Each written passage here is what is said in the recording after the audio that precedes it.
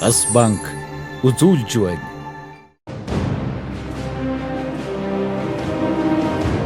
Орхон жубурын холдгорохны өгөрт. Эмүүжин жамуу хоёр андлалцаж алтан бүсээс солилцов. Хорон үгийн сум дундуур ор хаваас бохож амгалъя. Үхэлтэн тэмцэх өдөр дор эвийг үл умартыг ойрын бурууд омгойт хаваас төвчив холын зөвд холдож үл хагц юм. Өшөөдөр сол босдог, бас нурдаг, цаг хугацаа баатрийг төрүүлдэгч бас үсгдэг. Харин цаг хугацаанд хязээж хувиршгүй үнэт зүйл байдаг нь хүний мөн чанар хайр юм. Монгол тулгтны зүүн эрхэм улаан золот монголчуудаа зориуллаа. Би сэтгэл оюунаараа бидний нэвтрүүлгийг хүсгэж үзэгч та бүхний ямар амгалан гэрий.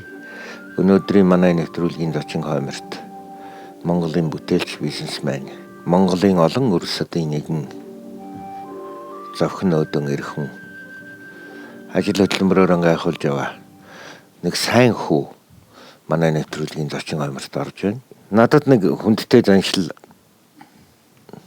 санагддаг юм. Энэ нэвтрүүлгийн асуултыг заавал тийм чэжнэсэн сүү гардаг эмэгтэй хүнээр эхлүүлж байдаг гэж боддог.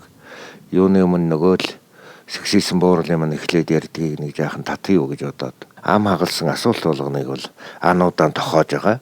Чинбат ахыг аав нь их барьж авсан гэдэг те? Тийм. Тэгээ нэг шөнө орондоо ороод гитчихсэн. Хөөе би өвлөх нь байна гал төл.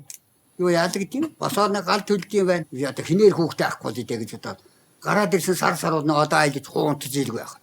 Одоо яана кинийг хийлээдэг гэсэн чинь хөөе хүүхд дундаа чи ороод ирээч гэж. Тэгэхээр хамтал эргээд хараагаад ороод ирсэн чи 10 манай хүн чинь орилж байна ингээд. Тэгсэн чи би ингээд чичрээл. Өө чи энэ юм байгаа, энэ хаяач байгаа, энийг утсаар моо ингээд аваа гэдэг. Өөрөө тэгж. Тэгвэл завхартаад байна. Вирус өмнө хүүхд ойрсон зүг. Тэгээ нэг юм Монголд үлгээтэй хүүгээ баагаад авлаа. Гэхдээ манай нэвтрүүлэх нэг сони юм байна. Урч нь бодоо авчихсан. Дамдарж байгаа 13 хүүхдийн нэг. Өчигдрийн нөхөр 13 хүүхдийн нэг. Нөгөө хин Бэра. Одоо ерөөсөө олон хүүхдэд айлаас хүн оруулж байгаа юм байна. 15 тонн аваад суусан. 53 онд л битгий тусгаар. 17 тонн 15 биш мэ 17 тонн. Тий. Аваад суучих юм уу? Тэгээ хоёул нэг оронд орж ирсэн. Тэгээд би чинь 15 хүүхэд битэрч одоо өсгөж хүмүүж 6 банд 9 охин төрүүчийн дараагийнхтаа нэмэр болоод дүүнрээ маллаад 15 хүүхдийн нэр усыг хооронд нь хольж утгаж дууддаг байсан уу? үгүй юу гэдэг яг үү. 15 хүүхдийн та хэддэх хүүхэд? Би 10 дүүтэй, дээрээсээ 5 дахь нь. 10 дүүтэй дороо. Нилийн том руугаа, том тал руугаа юм биш. Тий, дээрээсээ 5 дахь нь. Дээрээсээ 5 дахь гэдэг чинь. Та уугуул нутаг хаана хах гэж явдаг вэ? Би Говьалтай аймгийн Бэгэр сум харьяа талж байна. Тий. Би бурхан буудаа бол чамд их тусалсан бахаа гэж бодож байна. Би бурхан буудаа болыг сайн мэддэг. Бурхан буудаан бол би анх оролцохтон хойноос нь ус часрангийн голоор дагаад нор банзад модны хажуугаар ороод тэгээ баруун сугаар нь ороогоод уран өгсөн жуулах хийж балчир шүлгүүдээ хаданд нь уншиж явлаа. Одоо миний яг бага нас өссөн үе бол яг бурхан буудаан иргэн тойронд талаа хариулаа тий. Өдөрт нь хавхаа зүгээл өглөө нэргэж эргээл ингийн амьдралаар л одоо миний юу өссөн. Тэгэхээр мэдээж энэ нутгийн энэ сайхан уул төшчээдэг учраас би бас ингэж явдаг байх гэж их боддог. Энэ нандин гэсэн юмда уулынхаа зургийг хадгалж. Одоо ингэ эргээ санахад тавьсан хавханд юм орохгүй байх. Каасан ч мөнгө орохгүй байх хоёрын аль нь үнд байна. Хавханд юм орохгүй байх чинь хамгийн одоо хүн бодохт нөгөө нэг азгүй байна гэж те. Ер нь бол каасанд мөнгө орохгүй байхаас гонхтой юу тэр үед. Гэхдээ ер нь бол гонигтай. Тэр үедээ бол мөнгө гэж боддоггүй байсан үе шүү дээ. Ямар ч мөнгө боддоггүй. Одоо боддог байсан үед бол авахд амьд орохгүй байх хамаагүй. Одоо эсрэг шүү дээ. Тий. Тэр үед бол одоо тарганы тош болгоныг харж хаана авах зөөхөө гэж бүр ингэж аавгаа дааж одоо ингэж явдаг байсан. Бид нарыг баг байх чинь нэг ажил дангаараа хийнэ гэсэн ерөөс ойлголт байдгүй.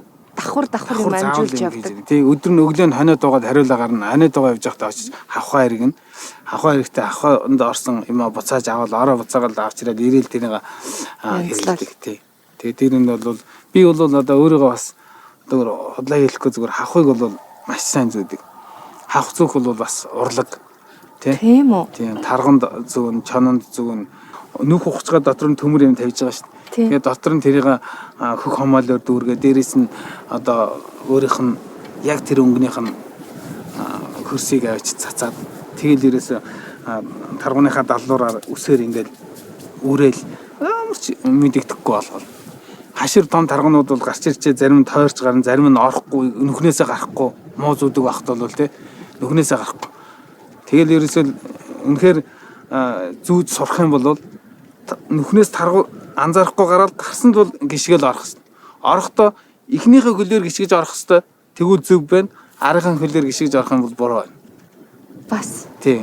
Тэгж одоо Хүүшээ таргууч чинь тэгээд хаширтыг гарч ирэхгүй байд юм уу? хашир тэг гарахгүй шүү дээ. Хэрвээ өөрийнх нь өдөр тутам хардаг юм өөрчлөгдсөн байвал хинч ийсэн гэсэн хашир даргуунууд чинь тэрийг харна шүү дээ. Та хүүгээ анд их дагуулж явдаг байсан гэсэн тийм ээ? Үгүй явуулгүй яг биний ч одоо өөрийн ганц сонирхолтой хитнуусаар чинь ань тишиг юм орой гэтлүүлнэ. Тэгээд дагуулаа явна. Би ч баяалтаа гэж гүцээ. Ил талд одоо юухгүй бодлаа юм биш. Цагаан өнгөрсөн одоо тухайн үедээ бол амьдралдаа хэлний мөр ханд уулдаг л байсан гооли. Тэгээд тэр чинь аав чинь дагуулж явж байгаа л хідэн тарга ганцглал орой гэрлүүний явуулчихдаг. Тэгээ гэртээ явчихж өгчгөөл буцаа хөрөөд ирдэг. Та алтаан уугуул хүн тийм ээ? Тийм ээ. Алтаан хүний сайхан чанарыг дурдаач та алтаан хүний одоо ямар сайхан чанар байдг вэ? Одоо яахад одоо ер нь ажилсаг. Одоо манай алтайч нь одоо тарай, мал, гол амьдрал. Одоо хүмүүс ер нь ажилсаг хүмүүсийг ажилсаг л гэдэг дээ. Гэхдээ танд бол ажилсаг гэдэг үг багдам ажилсаг хүн гэж ярихыг бол одоо олонтаа сонссон. Алим унаад модноос холддгоо гэдэг шиг би бол одоо энэ хөдөлмөрч чанар ажилсаг байдлын бүхэн бол мэдээж аав ээжээс л уламжилж ирсэн. Явж ирсэн тийм л хүмүүс. Хоёулаа алтаан хүмүүс. Тийм хоёулаа алтаан бэгрийн зүүн нурууны. Тэгээ дуурай л гэж айхтар юм бий л дээ. Эцгийн дуурай л үлгэр тэр чинь зовлонгийн хажууд хүн болдог л гэдэг. Би гэхдээ нэг яг ажилсан. Гэхдээ бол би одоо нэг одоо ингээ харахад би аавынхаа хэмжээнд хүрч бол ажиллаж чадаагүй. Манай аав бол одоо 15 хүүхдийг тэжээх гэх тэр үед явж байхад бол одоо бодвол үнэхээр одоо би бол тэр хүнд хүрч чадаагүй. Намайг бол одоо бигрийн ардын хүрээлдэг байсан. Энэ бол одоо бодлоо намайг их магтан ч нөө хамраад нэг өнгөний гэж чи нэг жаахан одоо ингээ яаж бол аварга болохоор энэ тийм намайг тэгдэг бол. Би чинь төмөг үгтэй хүн. Тэр улсын аварга тийм юмд бол таанаас намайг мэдээж. Би чинь нэг жил аваргын өөргөө илүүлэх гэж дараа жил нь 50 тусгал яа. Та хүүгийнхаа талаар хүүгийнхаа бага нас ер нь таны хүү ямар олон дурсамж ярих байхаа. Гэтэ ямар онцлогтой хүүхэд байсан? Миний хүү бол тийм их докторгүй байсан. Божигнолдог байсан. Ястал одоо багын юмыг бодохдоо их сагилахгүй дүүсгүй чадмаг. Бид атом атугаа бол ихтэй эдэлж өгнө шүү дээ. Тэгээд ойр хэвэн тэр айлуудыг чинь атом аль ороо аль бүлгэдэг тосгийн өмнө л манай хүн л очино.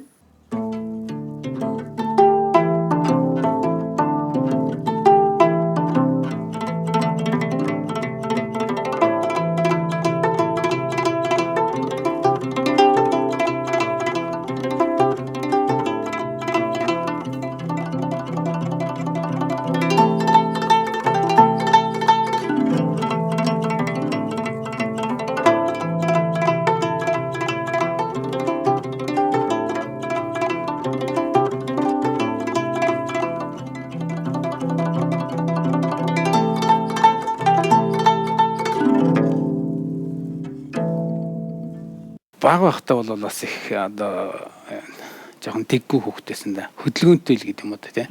Сургуульд ороод ч гэсэн би одоо 4-р анги төгслөө бол бас нэлээ бас тэггүй хүүхдийн тоонд ордог тийм л байсан. Тэгээ надаас усна одоо ах эгч нар бүгд сургуульд онц сураад явдаг. Тэгээ би болохоор бас жоохон сурлага таарах. Тэгээд ер нь бол яг 4-р ангиас эхлээд манай нэг мигүнтэрч гэж багш шүү дээ. Манай аа бүр хүргэж өгсөн. Заахан тэнд өрсгөө нэр муутай. Одоо ер нь сахилахгүй хүүхд гэдэг. Тэгээд би ч хүүдээ санаа зовдөг байсан. Тэгсэн чи миний хүүч анги ах тусам аваад нэр хүндтэй сурлаг мурлагандаа бүр аваа. Тэгээд одоо аймгаар ингээд яхтал би газагийн сургууль явуул шүү. Яагаад чгүй. Одоо хүний амнаа үйл янз юм шүү. Тэгээд хойно 10 төгсөөлгөөсөн чинь хөлөө сургуульдаар явуулсан манай хүн. Тэгээд хөөх юм яах вэ? Одоо тэгэл төр төмний минь бүч. Намайг антиж үүсдэг байсан. Майлангаар нь одоо бахаар майлан гэсхий хутлаваад мотоциклд гүчи одоо ямар их гүчи гарцааг авах шаарддаг ч том багт нь баг.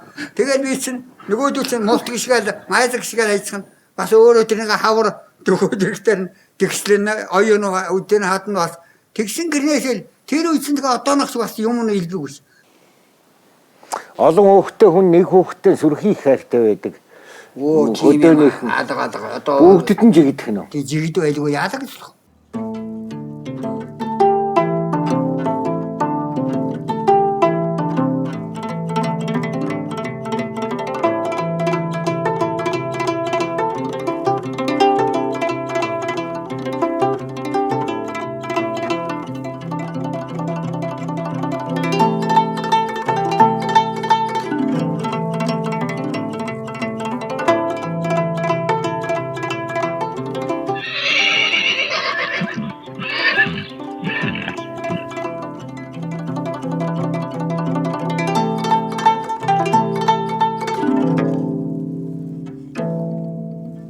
Хүүтэн танд зориулж шүлэг бичсэн байна. Та сонсч ирсэн үү шүлгийг? Танд уншиж өгдөг үү?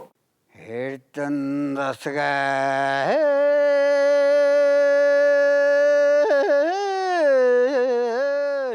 Алтай нутгийн тариачин гаралтай малчин хөөн ам минь 15 хүүхдийг эсгэж эндийлгсэн ачтай хөөн ам минь аянд мордохтон аяганда цавилдээдэг заншилтай хөөн ам минь ан хийхтэн ганцг хосон ирж үзээгүй анчин хөөн ам минь хөгс сэрхийн нурууны тариачин мянганы ганц хөө хөдөөгн зэрлэг салхинд хөдсөн дээлтэй залуу насаа үдсэн хүн ам минь буурцэг түүж наран чарагдаж булангийн дэрсээр шүүр хийсэн хүн ам минь буйл зорж бурамтаг томож арьс илдэж сурмаш гэж сургасан хүн ам минь бурхан будаахан өрт эсхий хийж 10 будаа тарихыг заасан хүн ам минь буурын орхиод нүхтэй толгын 3 чулуу үлдээдэг нүүдэлчин хөөн ам минь.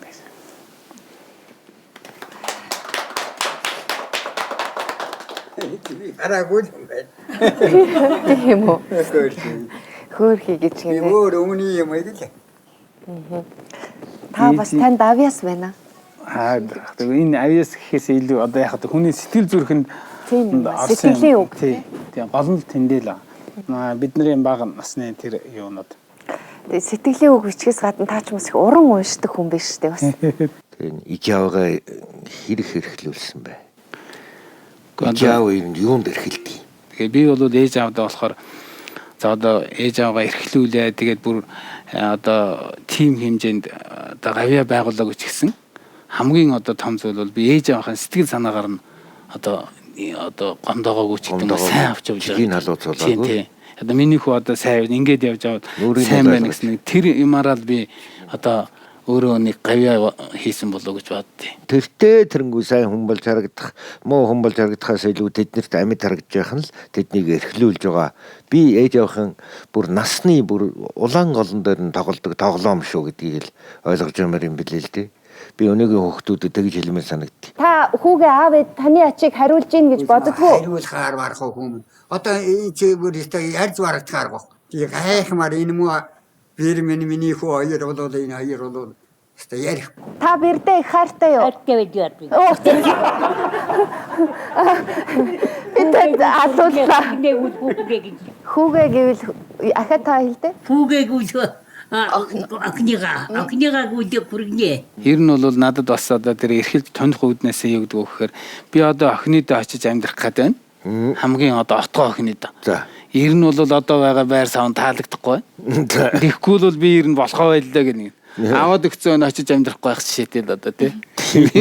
Тэгэхээр ингэж л одоо эрхэлдэг байх л гэж бодож байна. Баян чинэлэг хүн ямар ч өндөр төрсэн хүн гэдэг бол хүний л жамаар амьдэрдэг тийм ээ. Тэгэл бүх бүтээсэн барьсан юм бүгдийг орхидог. Хорвоодоор орхидог. Хаан хүн хүртэл тэтмээ хаяал явдаг. Өөрөө л хүүхдүүдийн тухай хэр тодорхойлдог. Яг одоо аав ээж намайг яаж хүмүүжүүлсэн. Тэгээ би тэр хөдөлмөр дотор хүмүүжүүлж байгаа учраас би бол их одоо гайгүй зөв хүмүүжиж байгаа байх л гэж бодож харж явдیں۔ Миний одоо эд ажил хийжсэн үе. Тэгээ би бол яг хөө тэгж ажил хийж байхдаа бүхэл одоо мөнгө олж олох бүхэл аргыг л бодож одоо хичээж явчихсан. Тэгж яхад би ажлынхаа хажуугаар тарганы арьс 5 төгрөгөөр илддэг. Тэгээд тийм учраас тэр гэрээрээ дөрөн банда бонк хийж байгаа л тарганы арьсыг дэвтээж байгаа л ингээл тэгэл тайлэлдэг. Тэгэл нөгөө охиныгоо банныхоо хөлөнд татуулаа суулгацдаг. Нөгөөд чинь игээ сууж идэв. Охин нь илдээд байгаа. Тий. Тэгэл эн чинь хийж л байсан. Бид тэр чинь болохоор миний бага насндаа хийж одоо өссөн ажил учраас тэгж л явж байсан.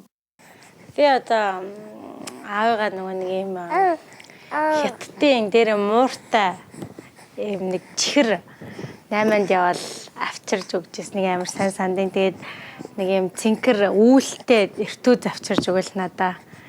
Тэгэл аавтаа цуг арьс илтэл, тарганы арьс илтэл. Тэгэл аав ингээл нэг муухай өнөртэй юм давстаа ус ингээл баан дотор хийгээл. Манай аав хүүхэд байхдаа л их тийм чанга аав байсан. Тийм учраас миний охин бол тэр бүх тэр одоо хөдөлмөрийн зах зугыг явж байсан. Дээрээс нь болохоор бид хоёр чинь нөгөө геологт явдаг, хөдөө явдаг. Тэгээд бас ингээл хөдөө дагаал ингээл явдаг. Тийм бүх одоо юунуудыг үсэ. Яг л нэг хөдөөний л нэг хөвгчгөл амьдралыг туулж өссөн байхгүй. Таны хүүгээ нөгөө олон улсын сургуульд нөгөө хүүн багасаа гадаад хэл үзээд тэгээд тухайн үед бас өөртөө хэлний асуудал байсан болохоор жоохон хүүгээ дагуулад тэгээд хөрөнгө эднэр олох гээд эднэр явж исэн гэд ийм яриа дам маягтаа сонсч ирсэн. Энэ үнэн ортой юм уу? Үнэн юм уу? Би одоо 12 настай хүүгээ дагуулад тэр чинь нөгөө нэг англи хэл сурцсан. Тэгээ одоо аваад явж исэн л да Шинэ Зеландад очиод тэгэл тэргээр дагуул орчуулга хийгээ явж ахаар чинь нэгдвэл гайхаад байгаа байхгүй. Мэдээж эн чинь бизнес ямар ч одоо боломжгүй ч тийм үстэй. Хүүхдэрээ орчуулга хийлгээ яваад энэ одоо тэгэхээр нөгөө нэг компани үед ямар компани авах уу тий ингээд зөндөө бодлоо. Тэгээ чинь миний үед бол нормал нэг тэгээ тоохгүй юм чи яа тийм тий 12 та хүүгээ. Тийм би одоо яг тэр үедээ бол би үнэхээр орчуулагч хөслөд явах тийм зардал байгаагүй. Тэр явлаараа бол одоо миний хүү үүргээ гүйцэтгсэн. Бид хоёр болохоор өөрснөө жоохон англи хэл таарах учраас хүүгээл төшгөлээд явж байгаа юм чинь. Тэгээ тэрний үндсэн дээр бол яг ямар ч гэсэн уул уурхад бол шинжилэл хийсэн гэж боддог.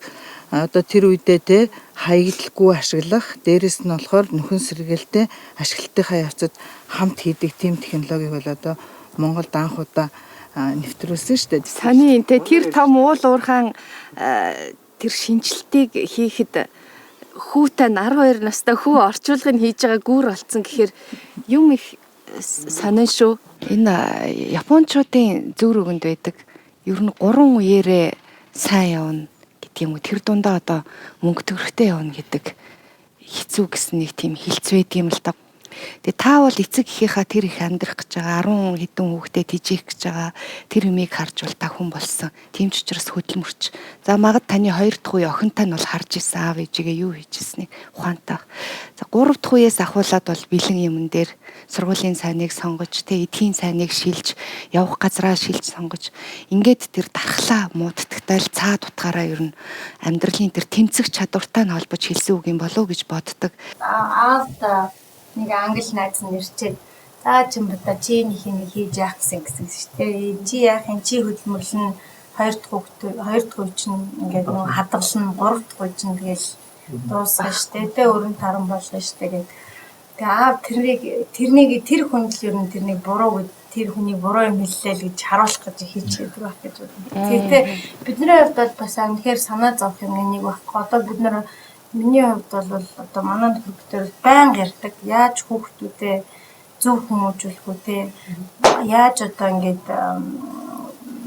янз бүрийн эд хөрөнгө янз бүрийн юмтай болох нь гол нь шээ. Юу сайн боловсралтай болгоод тэгэл өөрийгөө л бие дааж амьдрах чадвартай болох хэрэгтэй байна л гэж одоо тэгтээ одоо ер нь бол яг эцэстээ юу гэж ямар өөрчлөлтөнд төрсөн бэхээр 10 эд нас гэхээр нөгөө юм эднэл хүч авчиад өчсөн дээр юм шиг байдаг төгөр дөндөрсөн. Тэгвэл тэгэл жоох ажилласан болж байгаа.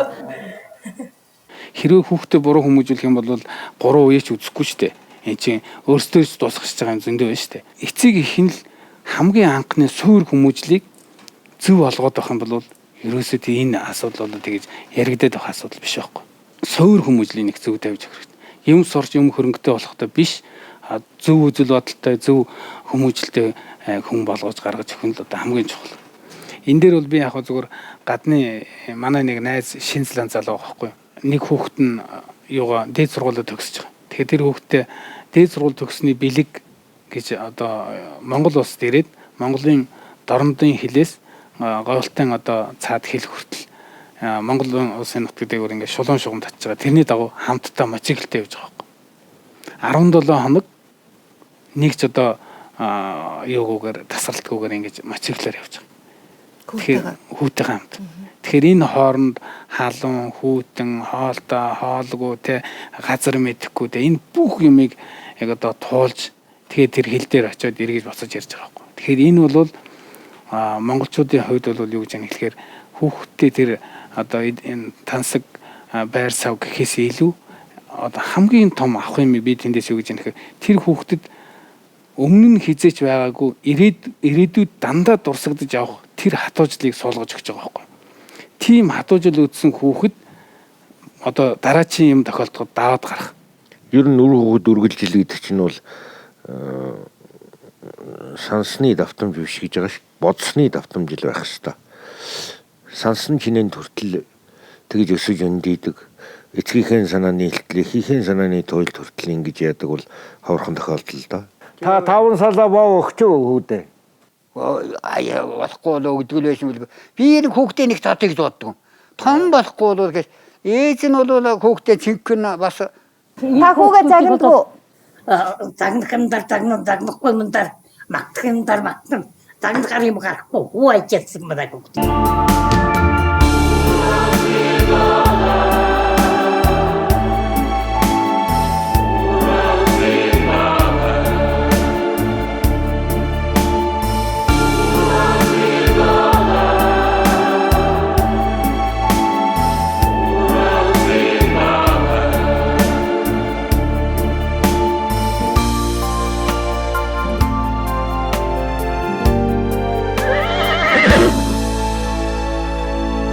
Та хотод орж ирээ хэдэн жил болж ийн гэлээ та хоёр маань 11 жил болж байгаа. Дасч байна уу? Тэгээд яах вэ? Дасахгүй гэж одоо орчин доо яах вэ?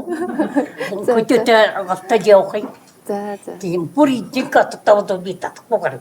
Дасгүйгээр юм байна. Ингээд таг бүтээ өргөд. Таг битүү өргөд. Говь алтаагаас малаа туугаад хөлөөрөө орж ирсэн гэж хүүтэй нь ярьдаг. Энэ тоглоом наргаад байгаа мó нэг бол энэ үний яриа юм уу? Юу тиймээ надад мадаа туугаад ирсэн. Үний юм уу? Үний. Таны зөрүүд зан уу? Хүүтэй нь бол таныг юун тэмээгээр байтугай баг онгоцоорч оруулаад ирж чадах хүн. Тэгээд та зүрсээр байгаа таны ийсэн ажил уу? Зүрсээр байгаа мадаа дагаж явна гэсээр байгаа тийм. Тийм үү? Хоёлаа тэгж явж ирсэн юм уу? Гүшин цайтнаа чи яваад байсан юм аа. Та бол машинаад л бүгдтэйгээ бүгдтэйгээ явуулаад байсан. Явчихад би бол яг л энэ зарсан чигтэй. Гарсан чигтэй наашаа орж ирсэн. Энэ авахгүй дотор нь суухгүй мачаад гэсэн цаавгүй. Цаавгүй дөрөс уутсан чинь хойтлогоо суудтаар суулгачаад цаагаа нэг бахин дээр өчөөд энэ хаалт нээж болдгоо шүү гэж хэлчихэд гараа өвтсөн. Тэгээд нөгөө мөнч усан тэмээг бордгийг нэг бичээд. Тэгэхээр нөгөө тэгч утсан гэж хамаагүй ярихгүй. Тэгээд чинь манай хүргэн цугийн үжирч байхгүй. За чимбэ намайг авч явах гэж за чи тэмээг ойр цугаад ирж. би айта тэр юунда ачаад ороо суухгүй жигээр нөгөө муу хүчин заал гэсэн. Тэгээд нөгөө чи гараа явчихгүй нэг амттайгаа яри. Тэгээд сайхан тэмээгээд хөдөрж явтар уучаага мөсгөж ороод урдлын наалгаар гараад тэмээгээд ирэхтэй тэгтэр нэг бие бондог нэг ном хат намайг гараад ирэхтэй зогсдог байхгүй. Урдлын наваад тэгээд зүг мартагаа яваад. Тэгээ машинаас нь урд хаалга руу н оргоо тэгээ гараад урд хаалга руу н орчоол. Тэгээ хаанаас нь ирнэ үсттэй та ингэж яах гэсэн юм. Тэгэхээр нөхөө яв та ингээд тэр огоо ээжэнд тангээ явах юм гэж хэлээд. Тэгээ тэмдэр бохгүй хүний яах яах. Тэгээд яваагаад л. Яагаад заавалдаг гэсэн юм бэ? Яагаад мадаж юм тоохгүй. Төлгөө баттууд төлтөө батгаа тугуул авч явахгүй. Туураар явдаг юм гэдэг байхгүй. Тэгэхээр тугуултай явна батгатай явна. Тэнд очиод сайлгүй бандаар яах юм зуник авах юм. Тэгээд нөгөө бооснытэйгээ ингэж батгаад агуудаад өөрөө гэтгэж юм. Тэгээд гарцтай. Ачаа гэрээч чарби мадаа таваад өглөө. Удастай аваа гэдэг үг. Тэгээд хугараа явчихсан. Тэгээд хэд хонж ирсэн? Яг 21 оногтоор ирсэн. 6 хонжсэн. Тэгээд дан өдөрс нөгөө сөндөн унтаад өглөө яагачгүй яваад. Гайгүй юм бэлдэж. Юу вэ? Эхлэв. Аргал ханхалсан эсгий гэрт мэндэлсэн би. Армаг хүлгийхэн дэлэнд наалдаж ирсэн би. Аав ээжийнхэн харинд умбаж өссөн би. Амьдрал гэж их далайн хөрсөнд өөрөө би соёлсон.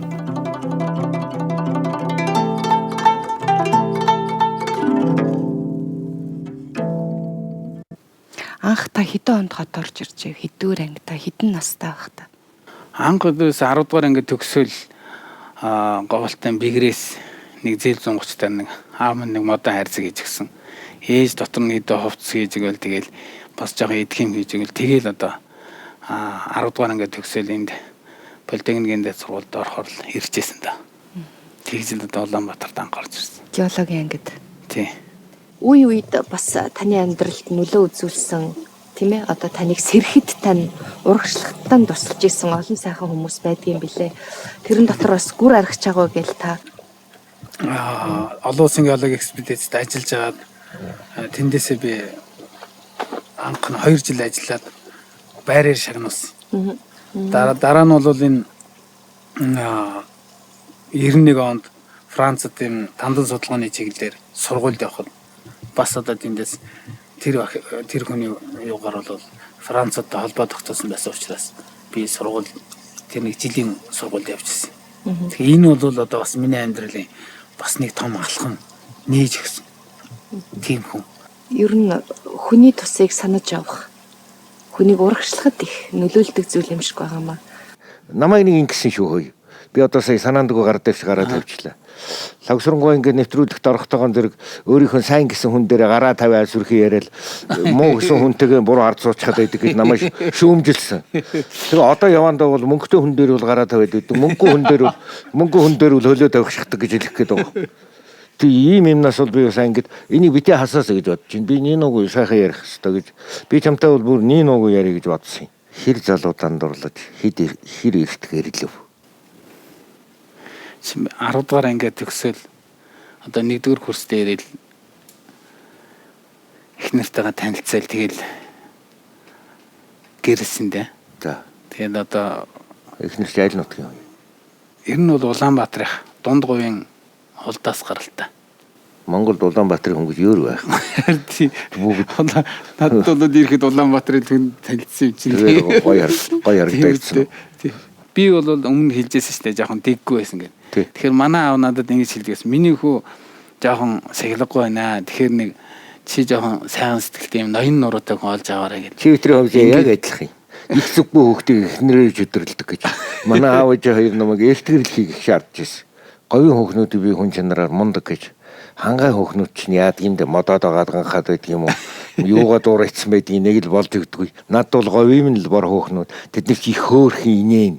Их сайхан задгаа яриатай их цайлган их сони болсон гэдэг шүү дээ. Говийн хөхнүүд. Ганц хөхнүүд нь ерөнхийдөө говийнхан бас жоохон гүндүүгөө талтай Би харж байсан. Их харж байсан юм аа ярина шүү дээ. Их харж байсан юм аа ярьж шүү дээ. Та тэгэхээр их олон хүүгээ харж байсан байж таарах нь тийм. Гэхдээ ямар нүд харахаас ухрахгүй шүү дээ. Өөрөө говийн хүн эдэлж байгаа болохоор ч би илэн далангүй ярьж байна шүү дээ. За. Ер нь бол нөгөө нэг манай хүн их зоригтой шүү дээ. Зориг нь л ер нь бүхнийг ялдаг юм шиг аа шүү дээ. Таныг яаж авсан? Бас тийм эр зоригоор авсан. Намайг авсан одоо тэгсэн л бах та ер нь бол би ч бас нөгөө нэг хурж ирэл авсан. Тухайн үедээ бол одоо хотын охин байлаа.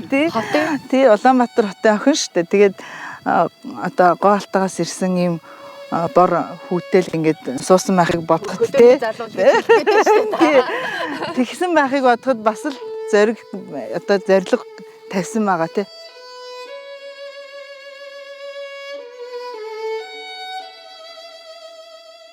Охин маань одоо ер нь бол оюутны намар дээр л одоо олцсон охин байгаа гэх. Тий. Театр юм үзснээр ярихгүй. Тэгээ хамгийн анхны үзүр маань бол дөөр байсан байхгүй. Чимээ ингээл нэг өдөр ингээл сургуулийн шатан дээр таалцснаа өнөөдөр ороо юм үзье гэж билет өгчөөл тэгэл яваад өгч штэ амар ичимхий.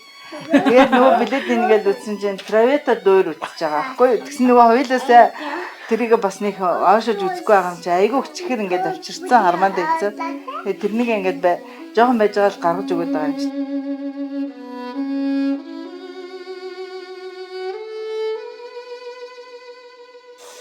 4 сарын 12-нд хамгийн анхны борооноор одоо тэгэл хоёлаа туулгал дунд голтаагаал зугаалал анхны бороо гэж явж илаа гэд. Би нэг юм асуумаар байгаа. Ганцхан намаа хийж ирсэн Чимба тийм ээ Чимбат. Өнөөдрийн гацууртын одоо гээд нэрд гарцсан энэ том бизнесмен Чимба хоёр энэ урт амьдралын туршид нэг л аваатай байсан тийм ээ. Нэг баха. Тий. Тэгээд тэр үеийн ганцхан 8 чин Чимбагийн авгаа гацууртын өнөөдрийн том бизнесмен Чимбатын авгаа хоёрын хооронд зөрөө гарсан болов?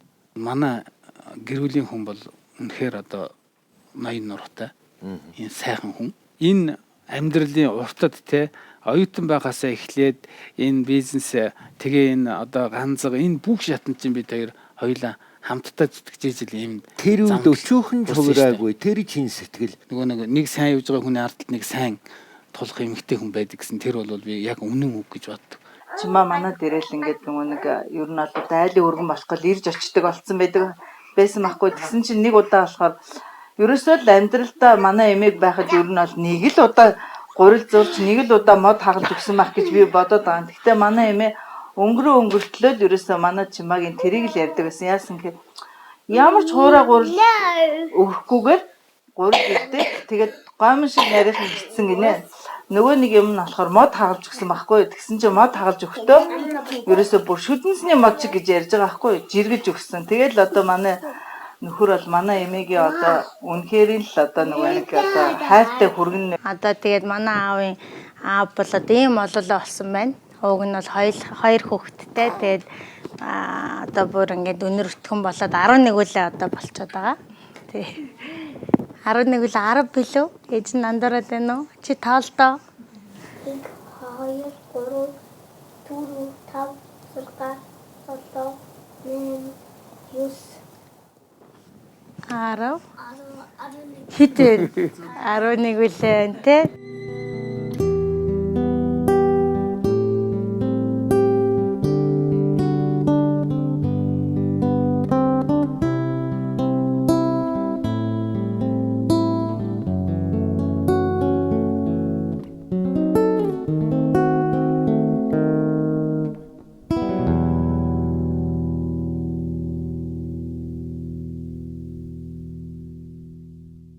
Та өөрийнхөө тухай би ер нь их тийм шартаа өгөхөд байсан шартаа гэж хэлсэн байдгийн байна лээ. Ер нь хор шар гэдэг бол хүнд одоо байх ёстой чанар юм уу гэж бодож байгаа. Тэгэхээр би бол баг байхдаа одоо ингээд бид нар чинь баг байхдаа ингээд хүн бүхэн ямаас хаана хүн бүхэн нэг 10 литрийг саах хэрэгтэй гэж орно. Тэгэхээр одоо нөгөө эгчнэр өдөө мах нар энэ чинь өөр өөрсний ямаатай болцсон. Тэгэл одоо би дандаа хоцорно. Тэгэхээр л одоо ямаа саажсан önтэй шийддэг. уурладаг, уйлдаг тийм байсан. Тэгээд ер нь бол бууж өгдөггүй те тэрнийг заавал одоо хийх гэж үздэг. Дээрээс нь болохоор бид нар одоо ах нарт бид нар чинь би жоохон тэгтээ ах нар том байхад ингээ айраг бүлдэг ороо. Айргаа бүлэхээр чинь тэд нэр ингээл 3000 гаргаар бүлгэн. Би болохоор 1000 хүрнэ. Тэгэнгүүтэл нөгөө айргаас та заавал эднээс илүү бүлдэг болно гэж ингэж явсан. Тэгэхээр энэ бол зөв талаасаа явах юм бол зайшгүй байх хэвээр. Тэгээ энэ бол би бас ганц наддаар биш би бас тамирчдаар их хардаг байхгүй. Тийм одоо шартай одоо би бол дагаагаас их хардаг шин. Бахархдаг тий. Хор шар гэдэг чинь бол ерөөсөн ийм юм штэ. Бусд бодол мөрөөдөл хүсэлдээ хүрэх. Бусдтай адил байх, бусдаас илүү байхыг мөрөөдсөн өөртөө байгаа потенциалаа бүрэн ойлгоцсон хүний л одоо сэтгэлийн хурдсан хэлбэр байхгүй юу? Хурдна байхгүй юу? Ерөөсөө л хурд. Хөгжмөр бол мажор гэж хэлнэ. Энийг хурдсгсан ритмтэй энийг л хэлж байгаа. Хурдсга тэрнийг нь бол адгаж байна, таархаж байна гэж ойлгох юм байхгүй. Ишигсэн мөрөвөхөн зөв байхгүй ч зөв гişиг хийх хүсэн хийсэн бүхэн бүтэх гэж байхгүй ч бүтээж амьдрахыг хүсэн агуу орны минь мандан бадрах нь биднээс шалтгаалах. Би бол ерөнхийдөө өөрөө бол би энэ спортоор явсан бол би их амжилт гарах байсан байх гэж их боддог байхгүй. Бага байхдаа спортод их дуртай байсан. Тууштай. Ер нь амжилттай явж байгаа хүмүүсийг харахад нэг тийм заавал нэг юмтай л байдаг юм да тий. Нэг гайгүй сурч исэн байдаг юм уу? Яадгийн юучгүй хүн юмд хүрнэ гэж би л сонсч л байгаагүй. Ихэнх одоо амжилтанд хүрсэн хүмүүсийн 95% нь бол тэр хүмүүсийн уйггүй, шургуу, дайчин хөдөлмөрийн үр дүн л байдаг. Хөдөлмөрлөхгүйгээр зүгээр сууж байгаа амжилтанд хүрнэ гэдэг юм уу, гинт юм буугадарна гэдэг нь угаасаа байдаг.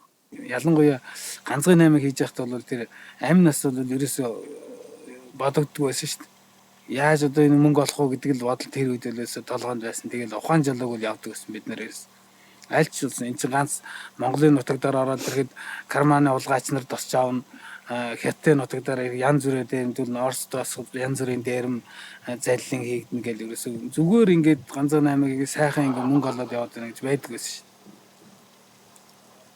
Тэр бүхний чинь л туулж ижил одоо идэв болсон шүү дээ. Би тэгэхэд бүх мөнгө дээрмдэлсэн. Тэгэл одоо бид яаж явж байхад нь дээрмдчих тийм үү? Яаж тэгсэн нэг тэр үед нэг манай элчингийн газар байдаг гэсэн шүү дээ. Тэрний гадаанаас нэг доллар худалж авдаг. Тэгэл одоо уул нь бол болоод байдаг гэсэн чинь нэг удаа мөнгө үзүүл гэсэн. Гаргаад үзүүлсэн чинь тэд нар бас мөнгө үзүүлсэн. Тэгээ мөнгө өгөөл тоолж яасан чинь нэг харсан чинь нэг нөхөр нь сонин уншаад суугаадсэн чинь сонингоо өргснөө доогоор нь буу гаргаж ирэл одоо буу гэж байгаа юм чинь. Алдснаас хойш тэр чинь бол ингээд ерөөсө бүх мөнгө авч явж байгаа тийг алдчихж байгаа байхгүй. Тэрнээс хойш болохоор за жоохон мөнгө үлдээдэг болж ирсэн.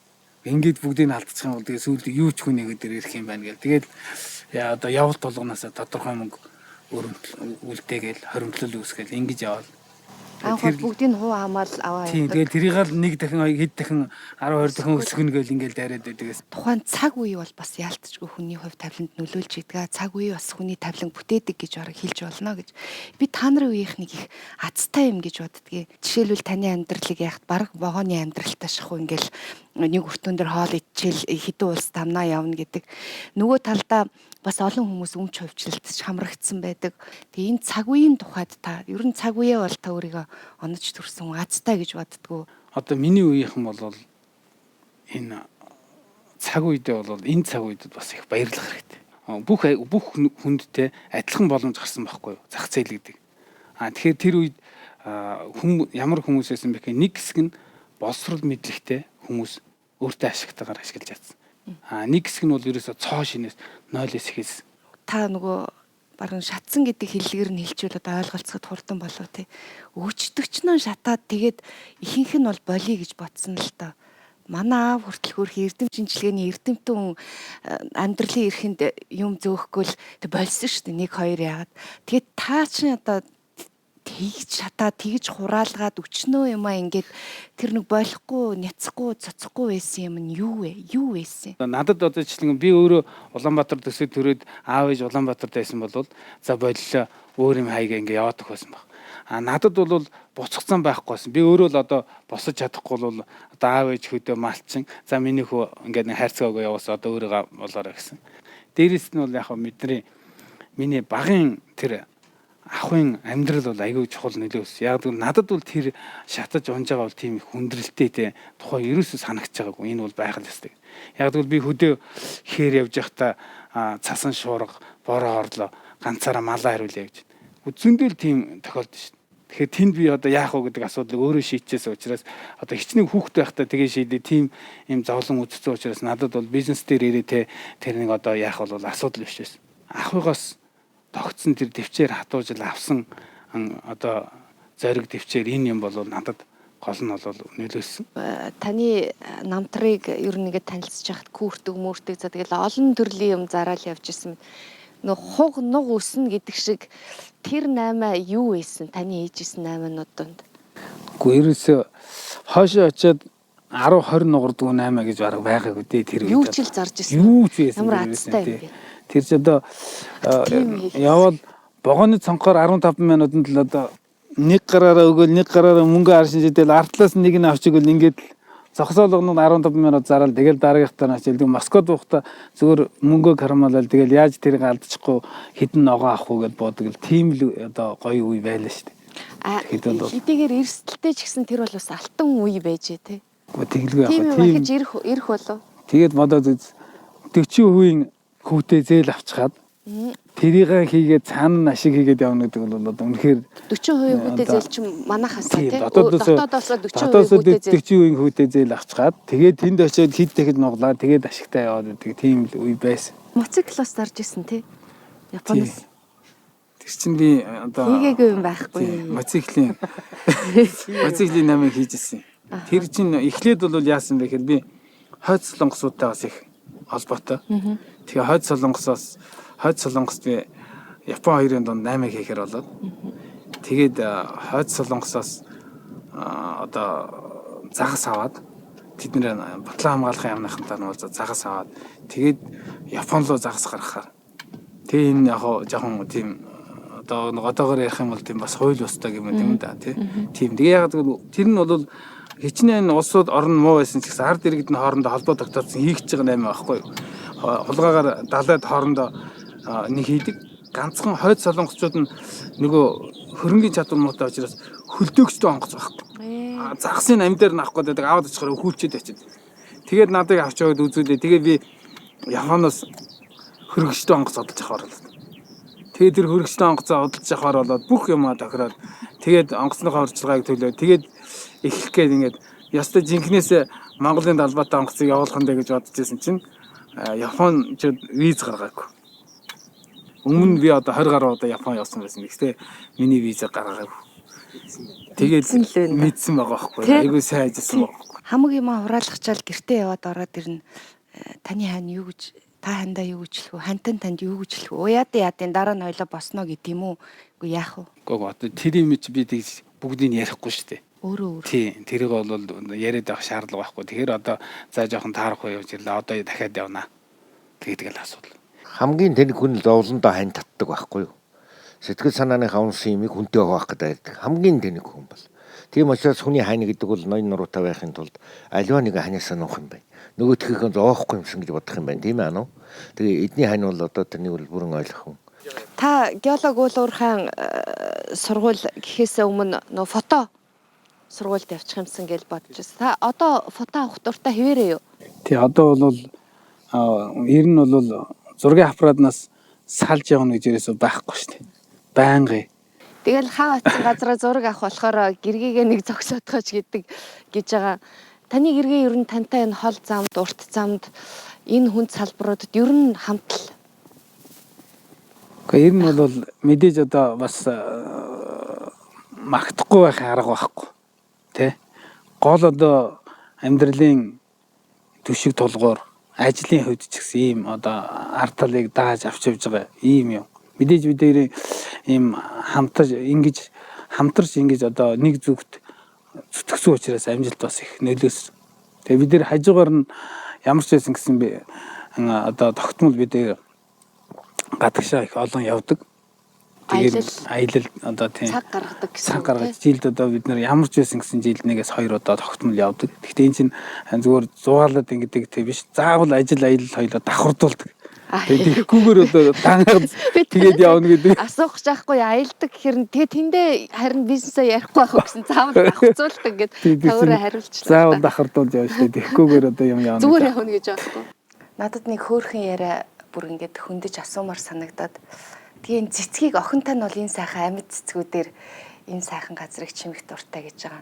Та энэ дээр нь бас энэ дими юм гэж хэлдэг гэж байгаа. Тэгээд энийг би аавыг ирэхээр би цэцэгнүүдээ лаатагаа ингээд хойш нь тавьдаг гэл. Гэхдээ ер нь бол аливаа юм бол юу гэж юм гэхээр орлого зарлага гэдэг хоёр юм бол зайшгүй бодож явах хэрэгтэй. Мэдээж бодол цэцэгтэй явах хинч хараад гоё байгаа. Хинч хараад одоо лан хасаацсан байхад гоё сэтгэл төрж байгаа. Гэхдээ надад бол гоод ядахтай хөнгүү байхад энэ лаг нь унтраачж болдгоо юм бах та тий. Эсвэл энэ цэцгийн одоо авахгүй амьд цэцэг биш одоо тий хиймэл цэцгээр ингээд солиод тавьчих болдгоо юм. Ядахтай уулын цэцэг авчираа тавьчих болдгоо юм. Айгүй болоод боддог баг, хилдэг баг. Энд чи ингээл ийм жаах юмнаас зардал хэмнэх ёстой шүү дээ гэдэг. Тэгэхээр хариулт нь юу бах вэ? Тэгэхээр манай хүн бол үгүй. Энд чи ийм л байх ёстой гэдэг. Тэгээ одоо бол би бүр дасчихсан. Тэгээ одоо нэрээ чи ийм л байх гоё юм шиг санагдаад. Тэгээ нэг өөрчилж чадчих шүү дээ тийм ээ. Зардалтаа оруулалт тооцдог болчиход байгаа шүү дээ. Монголдо байгаагүй энэ сайхан орчин энэ одоо жишгийг говь алтаагаас хурж ирээл 15 айлын нэг хөө ингээл тавьж ин хэр хүний хувь тавилан бас санаа ш. Би ч гэсэн заримдаа өөрөө ч гэсэн гайхдаг байхгүй. Би Монгол орн эзэн байгаасаа л гэж боддог юм л дээ. Монголын эзэн Монгол хүн байгаасаа л дандаа бодож явдаг юм л дээ. Одоо тэрэлж ямарлтыг юм болчихно гэж бодож байсан ч хуучны мэд хүнд бол тэнч ч одоо ямар зэндааны улсууд ирэх вдэ. Одоо өссөн хүн болгон л ярьж болно шүү дээ. Болно тийм үү? Тийм болно. Би бол амар юм чамын юм дуртай л да. Тэгээ өөрөө айгүй хин гэж детайл дуртай. Тэгээд юм нүдний баяслаас аюу их юм авдаг. Тэгэхээр тэр юм ингэж хүнд эргүүлж өгөх аюу хичээдэг л дээ. Хүмүүс тийм гоё юм харж яаж гоё штэ. Энэ гоё штэ. Хүн хоол идэх бол одоо зөвхөн хоол идэх биш болсон. Хүн үнэрлэн нүдэ баясган тэгжээж hodоодоо баясгачээс тэр нь хүн таашаал төрүүлдэг гэж би боддог байхгүй. Тэрэнд чинь л одоо нөгөө нэмүү өртөг 5 од мод ч оршоод байгаа үстэй тийм биз дээ. Тийм. Happy birthday. Oh yeah, happy birthday. Happy birthday. Oh, баярлалаа. Минутаа мөчнө гэж насаа. Оо. Үгүй бид нар ч ямар балмад юм бэ? Яана. Тэгээд тэгсэн байх те баярлалаа.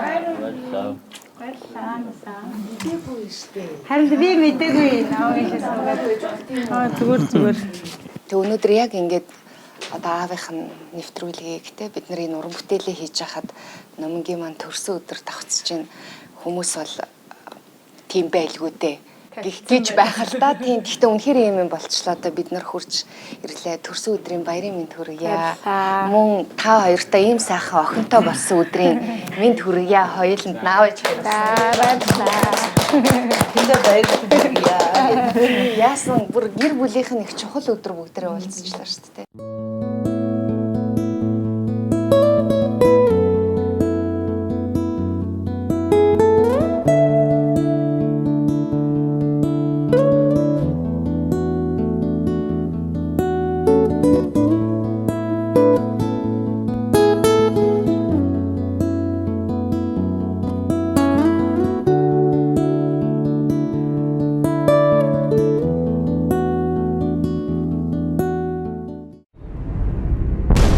Монгол тулхтны 100 эрхэм.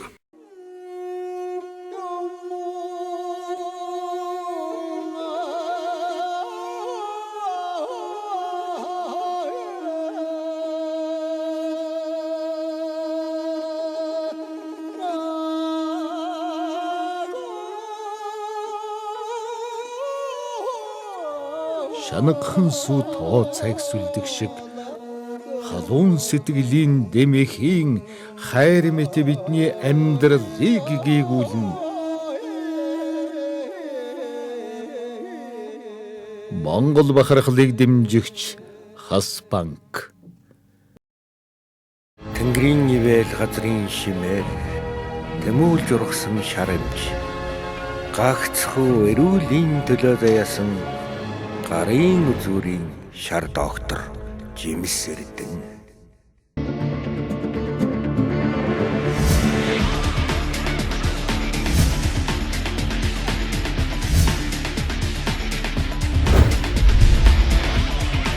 Шинэ амьдралын хэмнэл Univision. Эд хөрөнгө алдвал багыг, нэр хүндээ алдвал ихийг, эрүүл мэндээ алдвал бүхнийг алдсанд тооц.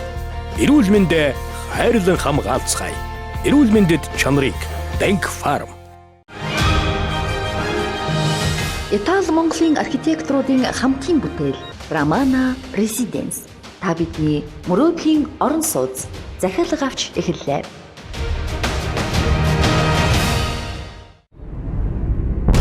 Монгол тулхтны 100 эрхэм. Гацуурт гэдэг нэрийг яагаад өгсөн? Гацуурт чинь манайх тэр гацуурт гэдэг газрын нэрээр нэрсэн байхгүй. Анх тэр компани үүсэхдээ тэр гацууртын ам гэдэг газар энэ Сэлэнгийн зүү хараагийн тэнд үүссэн байхгүй. Тэгэл тэр газрын нэрээр явсан. Нэрээ их зөв онсон гэж боддгоо та. Тэр өгсөн нэр нь болохоор миний өгсөн нэр биш байхгүй. Би чинь бол энэ гацуурт компани чинь 92 онд үүссэн компани байхгүй. Би 98 онд болсон байна. Тэр чигээр нэрээ өөрчлөөгүй. Тэгэл тэргээр явсан. Явж байгаа юм. Тэгээ гоё нэрэлтэй тэр мэдээж асуудал. Яг тэр аманда тийм гацуур маттай байсан байхгүй. Тэгээ тэргээр нэрлэж явсан. Одоо таны аавын овог гэхээсээ илүү та бол гацууртын Чимбат гэж явдаг шүү. Тэ юм их сонирм. Тэргээр овоглоод компаниараа овоглоод тэ. Сүүлийн 10 гаруй жил бол ёстой нөгөө хүний хэлдгээр борив багс гэх гүйцэтгсэн. Олон том проектуудыг зэрэг одоо эхлүүлсэн. Энийгээ одоо дуусгаад одоо бол би ерөнхийдөө урт хугацаанд одоо үйл ажиллагаа явуулах энэ компани нэг 150-аас 200 жилийн настай компаниг бий болгох вэ гэдэг дээр их одоо анхаарч явж байна.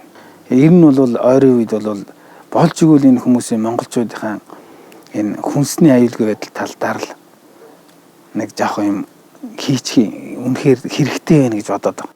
Азад хамгийн том 1 км-ийн диаметртай услахын систем. Азад хамгийн том. Азад хамгийн том. Баян хүн гэж хэлүүлэх тэр нэг тийм мэдрэмж тэр танд яаж бодогддог вэ? Юу вэ тэр? Гэхдээ мэдээж асуудал баян гэж хэлүүлэхээр ууралдаг хүн байхгүй баг. Зүгээр жинхэнэ өөрөө бол би дотроо тэр дэлхийн бас манай улсын тийм том үнэхээр баян мөнгөтэй хөрөнгөтэй хүмүүстэй харьцуулах юм бол бас юу ч биш. Зүгээр яг хөө хийж бүтээсэн юм бол тодорхой хэмжээгээр байгаа. Том болсон компаниуд бол анхных нь бизнесүүд спирттэй ч юм уу, тамхитай ч юм уу. Ер нь тэгж л босч ирсэн түүх нь хүмүүс ч тэгж ярьдаг тийм түүхэн ч их байдаг болтой юм байлээ л дээ. Танд ер нь гол мөнгөө хийсэн тиймэрхүү талын бизнес ч юм уу. Одоо тийм түүх байдгүй. Яг энэ гол босох нөхцөл маань ер нь бол мэдээж хамгийн ихний их усөр бол энэ манай аав ээж тий тэгээ дээрэс нь манай ах бас одоо гол миний санхүүжилтийг яг эхэлж хийж исэн программист хүн байсан.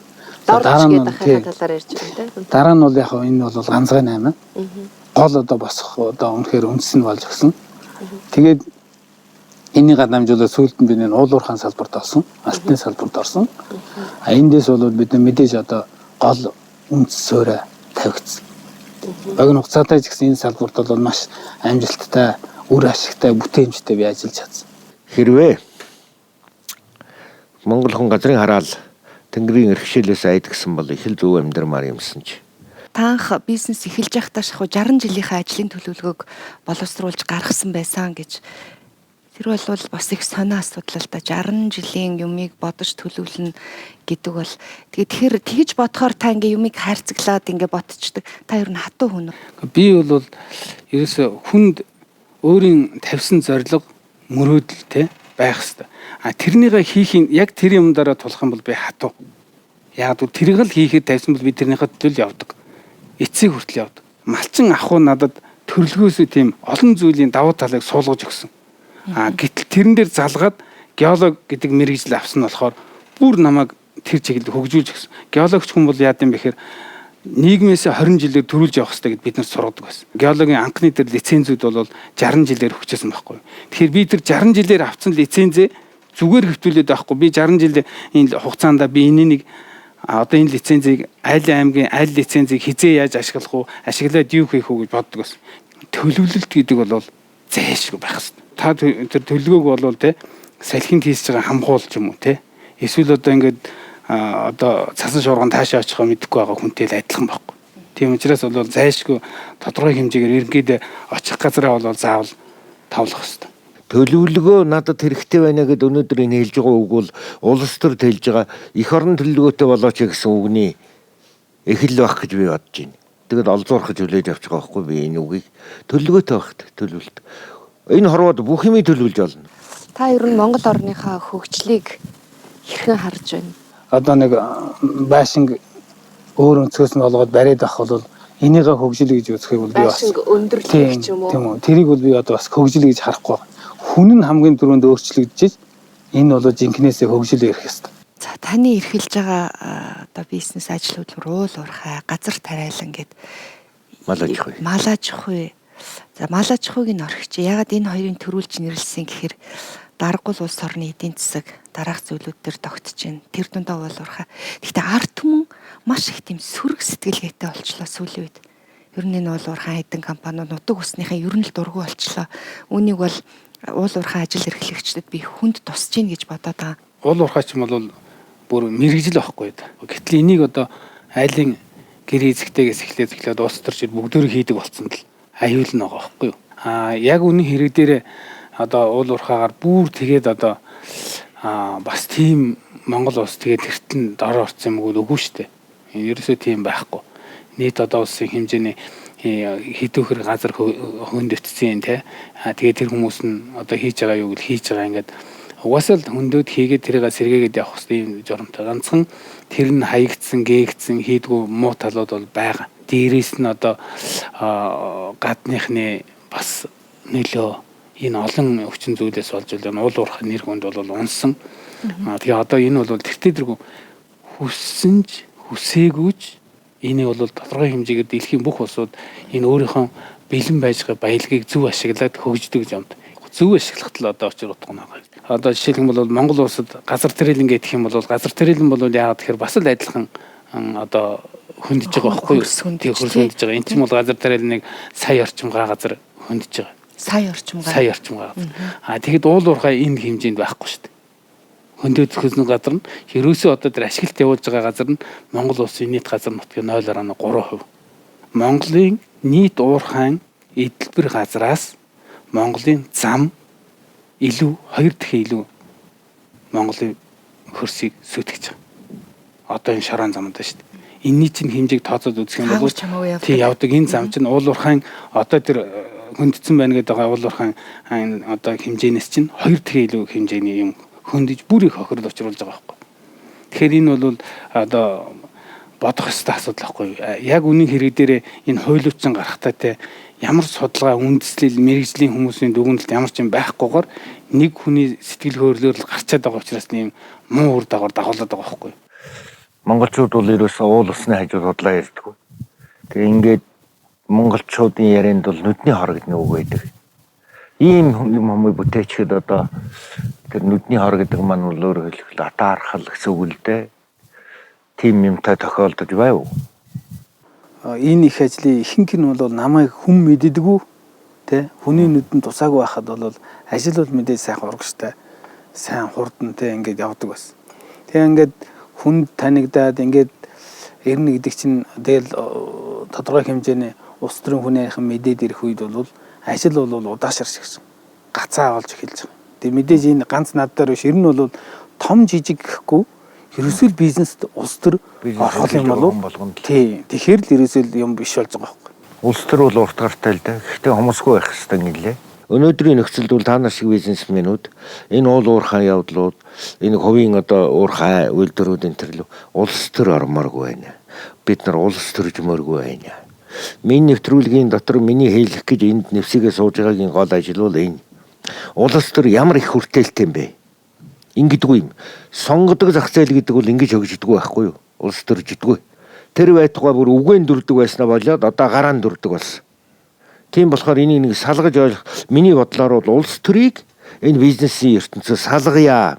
Би л хувьдаа одоо харж байгаа юм л жишээлх юм бол Анод гээд банк байла. Тэ? Одоо би бол хувьдаа л миний хувьд Монголын төлөө тэр бол Монголын ямарч банк ямарч Монголын одоо өөрийнх нь банкнаас илүү их олон хүнд үйлчилсэн банк. Чухал үед нь үйлчилсэн банк. Манай өөрийн банк нь. Дээрээс нь одоо Just гэж компани байлаа те. Монголын одоо том ирээдүйг одоо хийхээр ийм төгс одоо болцсон ийм хосод байсан. Хүн нь хүртэл ингээд компанийн удирдлага хүртэл одоо дээр үед бол цагсрангойгоор бол гэгэрцэн гэдэг чиг тийм боловсрцсан хүн байсан байхгүй. Тэр компани өнөөдөр юу ч болгочлаа. Энд чи улс төр л орж байгаа байхгүй. Тэгээд энэ юу гэж ямар үр дүн байна гэхээр бид нар байрандаараа нөгөө улс төр орсноос ч болоод бид нар сүүлдээ одоо хүмүүс найдаг ясан намын талынхын хүмүүсийн бизнес явдаг. Ийм л одоо зарчим ийм л юм тогтчих шин. Тэгэхээр энэ бол үнэхээр одоо миний хувьд бол энэ бол гамшиг юм аа л гэж бодож байгаа. Тэгэхээр та ер нь улс төрт одоо орё. Одоо энэ хууль мойлн дээр орё гэсэн бодол танд төрдгөө юу? Надад одоо тийм бодол байхгүй. Яг тэгэхээр хэрэг бүгд улс төр хийчих юм бол хэн ажиллах вэ? Бичлэн оролцохгүй гэж байгаа чинь чихэнд нэлээд сонсголонтой сонсогдож байна. Хүн чадахгүй юм хийж мэдэхгүй юмдаа зүтгэж явах шиг тийм шиг байхгүй. Нэгдүгээр, хоёрдугаарт бол бизнесмэнүүд бол улс төрд одоо яах юм те. Улс төр гэдэг чинь тодорхой шинжлэх ухаан, тодорхой бүр тэр байтугай ихээс төрмөл шинжлэх ухаан штэ. Удирдагч бол төрдөг, хаан бол төрдөг. Энд чинь их заяас юмны тухай яриад байгаа байхгүй. Би тэгээ нэг юм асуух гэсэн. Өөрөө юм бол ямар шишин шүтдэг юм болоо гэж. Буддын шишнээ шүтдэг штэ одоо тий. Өөр юу гошдгоо. Олон бөө таних уу? Үгүй би нэгч бүү танихгүй. Би өөрөө төрөхдөө яг одоо баруун аймагт байсан 5 одоо тамхтай хотхтын Намуу хаан гэж хотхтын яг тойрон дээр нь төрсөн.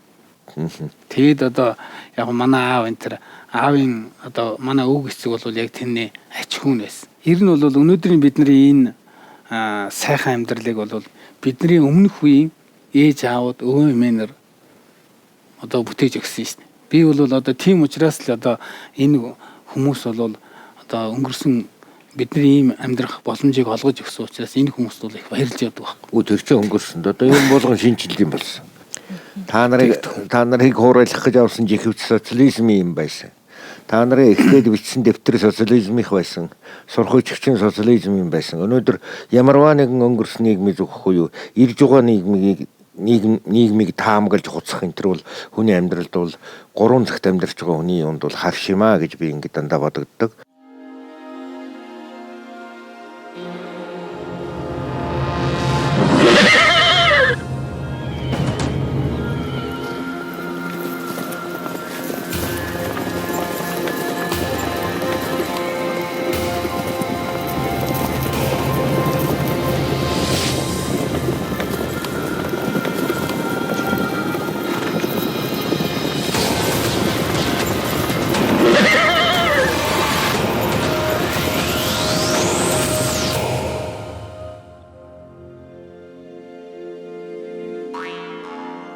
Монгол тулгтны 100 эрхэм.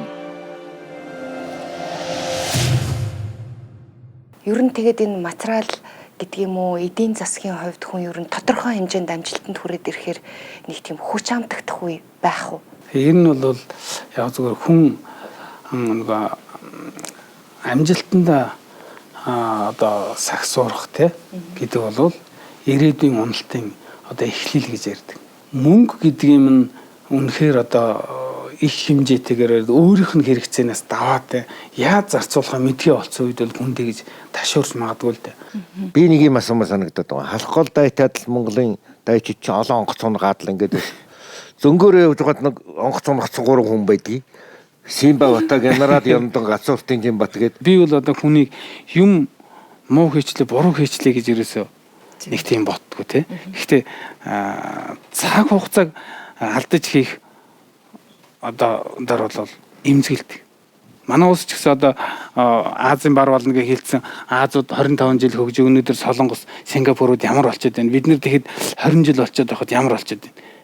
Тэгэхээр эн чинь бол хурд гэдэг бол ерөөсө бүх юмд байх хэрэгтэй асуудал. Тэгээд ажлаа хурдан амжуулахын тулд би одоо тэр үед чинь би нэг машин гаргаад тойроход те өөр хангаа ороод ингээд сэлэнгээр тойроод ингээд ирэхэд чинь ерөөс машинаасаа буухгүй 7 хоног ирдэг гэсэн.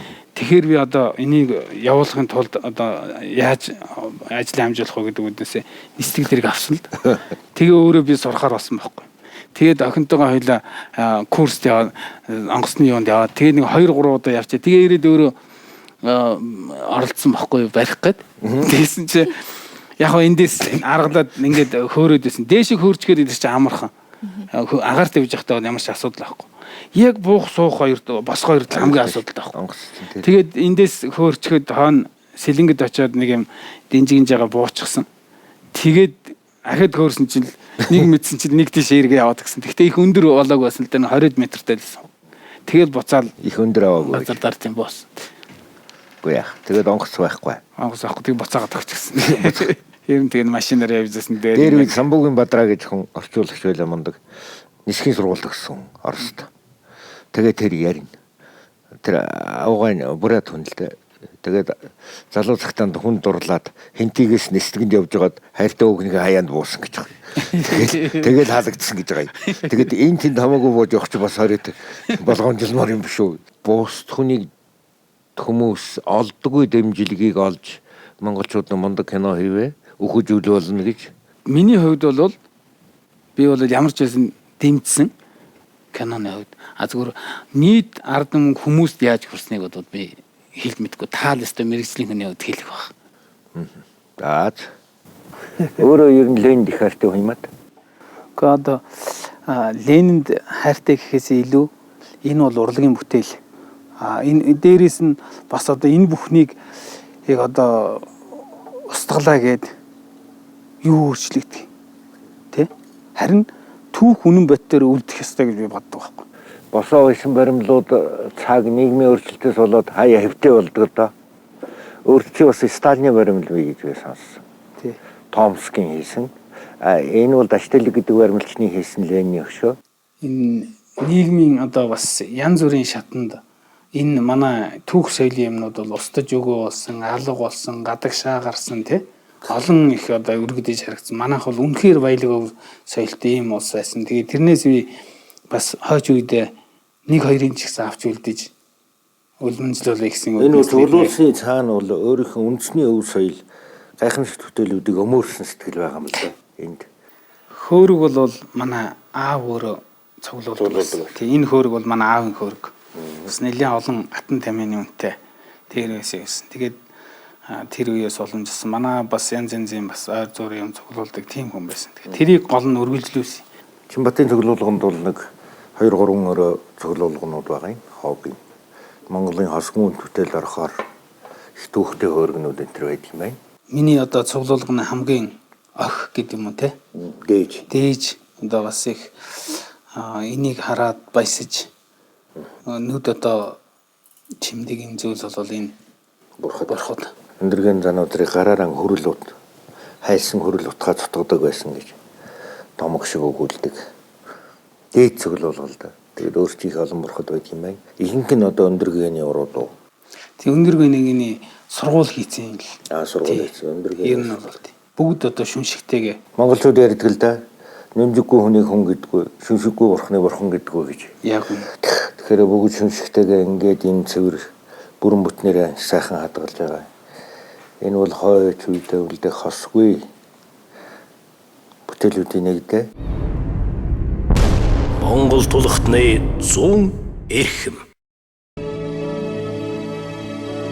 Эрхэд тэнгэрийг өргөсөн хас, их газрыг тэрсэн хас, эвийн хоёр хас нарыг тойрон нэргэн, их Монгол түмнийхээ хиймрийг өргөж эвлэн. Эвлэж бүтсэн эвийн хас, ашид хөгжлийн мөнхийн хас.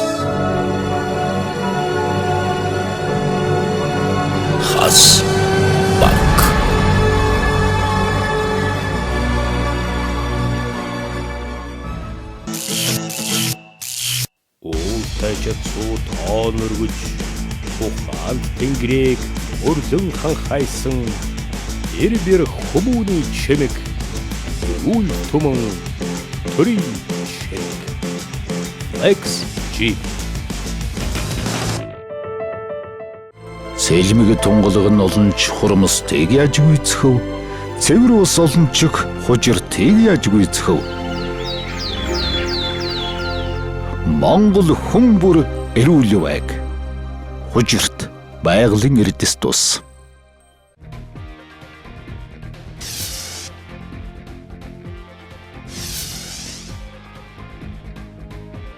Нэвтрүүлгийн онлайн түнш Зинда Цэгмэн.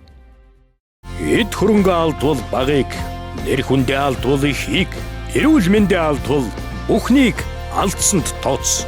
Эрүүл мэндээ хайрлан хамгаалцгаая. Эрүүл мэндэд чанарыг Bank Farm.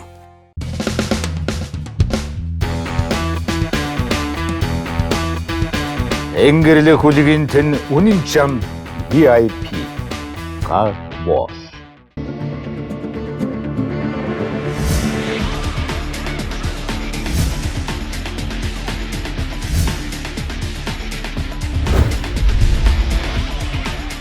Энэ амьдралын хэмнэл Univision.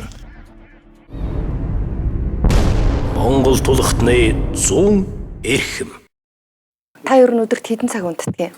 Ер нь голцоо нэг 6 цаг л унтдаг шүү дээ. 6 цаг л унтах уу те. Эрт унтаж эрт босдгоо. Араа унтаж эрт босно. Хүн боломж одоо юу гэмтэй боломж болцоо өсгийн хэрээр хүний хэрэглээ бол өсч ил байдаг зүйл юм шиг байна. Гэхдээ ер нь бол сүүлийн үед гэж олцгоо зарцуулж чадахгүй ч гэдэг юм уу. Тэр өнцгөөс хүмүүс хардаг. Гэхдээ бол би тэрийг бол одоо тэгж ерөөсө бододгоо. Тэр мөнгийг хөлсөнд туслуулж яж те хөдөлмөрөнд зарж иж олсон учраас зарцуулахдаа би тэрнээс хэд илүү хянуур байж зарж явж байгаа. Туслах хэмнээ бол тооног хэмнээ гэдэг нэг лозон байлаа. Тэрний хэлээд энэ намын дарга энэ улсуудын нуруунд дээр шивж өгөл яасан бэ? Энэ үгийг гэж хэлчихээд намаас арга хэмжээ авахулж байсан байхгүй. Туслах хэмнээ бол тооног хэмнээ гэдэг үг хэлчихээд би одоо энэ бизнесмэнүүдийн нуруунд дээр юу шивж өгмөр санагдах юм бэ гэвэл хүнд юм өгöd уул байчихгүй цацаж хахад уул цадахгүй би энийг л бишиж өгмөр санагдаад байж. эсэргээрээ гарч иж ордог ч гэж бас яриад байдаг тийм. Мал 1000-д хүрэхээр алж идэх мал олддггүй ч гэдэг юм уу. Хүн баян болох тусмаа харамч одоо илүү тийм нарийн болдог гэдэг яриа яагаад ч юм ам ярианд ер нь хүмүүсийн дунд их явдаг. Яг л ер нь бол орж гарах асуудал бол байдаг асуудал. Юунд ямар зорилготойгоор яах гэж гэдэг нь л асуудал байгаа байхгүй юу. Гэхдээ тэр бол зайлшгүй бүр амьдрал дээр хүсэн ч хүсээгүй би өөрөө тийм болдог. Яг л би энэ үнийг те өөрийнхөө хөс хүчээр хийчихэд энийг одоо хүмүүсийн хэрэгж байгаа юм уу те авч байгааг харахаар ягаад зүгээр байж байгаа юм. Ягаад одоо энэ үнийг авах ёстой гэж те ягаад энэ хүн яг бид хоёрт адилхан гар хөлтэй адилхан нэг тамартай мөртлөө ягаад энэ хүн хийхгүй байгаа. Ингээд асуудал орж ирдэг. Ядарсан хүн туслах гэдэг бол ондоо юм тарих нь бол ухаасаа урд байсан байх гэж хүндрэлтний төөх ярьдаг. Энэ газар тариалан чинь бас их өндөр эрсдэлтэй бизнес юм шиг болж байна. Зарим жилдээ ерөөсөө юу ч ахгүй бол тэгэл тэр чигтээ одоо дуусдаг ч гэж байгаа ш. Монгол бол газар тариалангийн одоо бүсийн хувьд тааламжтай таагүй гэдэг нөхцлөөр бол хамгийн хүнд тааламжгүй бүсд нь ордог байхгүй. Гагаас авдаг ургацын хэмжээ хамгийн бага тэ эрсдлихтэй. Яг л аливаа юмд ургах хугацаа гэж байдаг шүү дээ. Тэр хугацаа нь айгүй богино учраас энэ болцсон хүрдгүү. Тэр утгаараа бол маш эрсдэл дагуулдаг байхгүй. Эрсдлийг үүрэн энэ бизнесийг одоо яг энэ салбарт ингээд зүтгээд байгаагийнх нь учир хэрвээ би мөнгө олохын төлөө байсан бол мөнгөөр одоо баян болохын төлөө явсан бол их зүйлийг хийгээд мөнгөө их хариужуулж болох байсан. Ганцхан би энэ бүхнийг те хүнд ашигтай хүнд хэрэгтэй өгөөжтэй юм хий гэж л зүтгэсэн. Бизнес хийхэд од гэж юм байдгүй яг. Үгүй байлгүй байх. Тэр нь одоо яаж ирдэг юм бэ гэхээр тэр хөдөлмөр их хөдөлмөрлөгдсөн бол тэр аз гэж юм илүү их ирдэг юм байна гэж боддог. Ямар нэг бизнес ч бай, өөр юм ч бай. Яг л төгс хийх гэж юм байх. Хийвэл ерөөсөл хийсэн шиг хийх юм бол тэрнийх нь үр өгөөж нэг гардаг байхгүй. Яг л тэ дутуу юм гэж 5 жилийн дараа 2 жилийн дараа эргэж хөрөнгө оруулсан дараа бол анханасаа бүх юм нь одоо бүрэн гүйцэд явах юм бол одоо ашиглалтын зардал гэж юм урт удаан хугацаанд тий миний үед биш юм аа гэхэд дараачийн үеийнхэн хүмүүст нь өрөөгөөж өгөхтэй байна. Тэгэхгүй өөртөө дуусаад ах юм хийх юм бол ямар ч хэрэг байхгүй. Ядуу хүн гарлага ихтэй гэж нөгөө мөнгөндөө тааруулаад хүн чинь 100 төгрөгийн аймс авч өмсөд идэг. Нөгөөх нь дороо цорчоод идэг. Нийт дүнгээр нь бодохоор нөгөө 1000 аймс авсан хүнээс хамаагүй илүү зарлага гаргачаад идэг. Тэрийг бас хүн амьдрал дээрээ бодууштай гэж би л дотроо бодож явдаг. Ерөөс нь миний барьдаг зарчим энэ. Энэ одоо ямар нэг манайч стандарт ярьдаг шүү дээ. Европ стандарт, энэ дээрээ стандарт гэдэг шиг. Одоо энэ ямар жишгтэн нийцүүлэн барьсан агуулга байх вэ? Энэ бол ер нь бол Европ стандарт.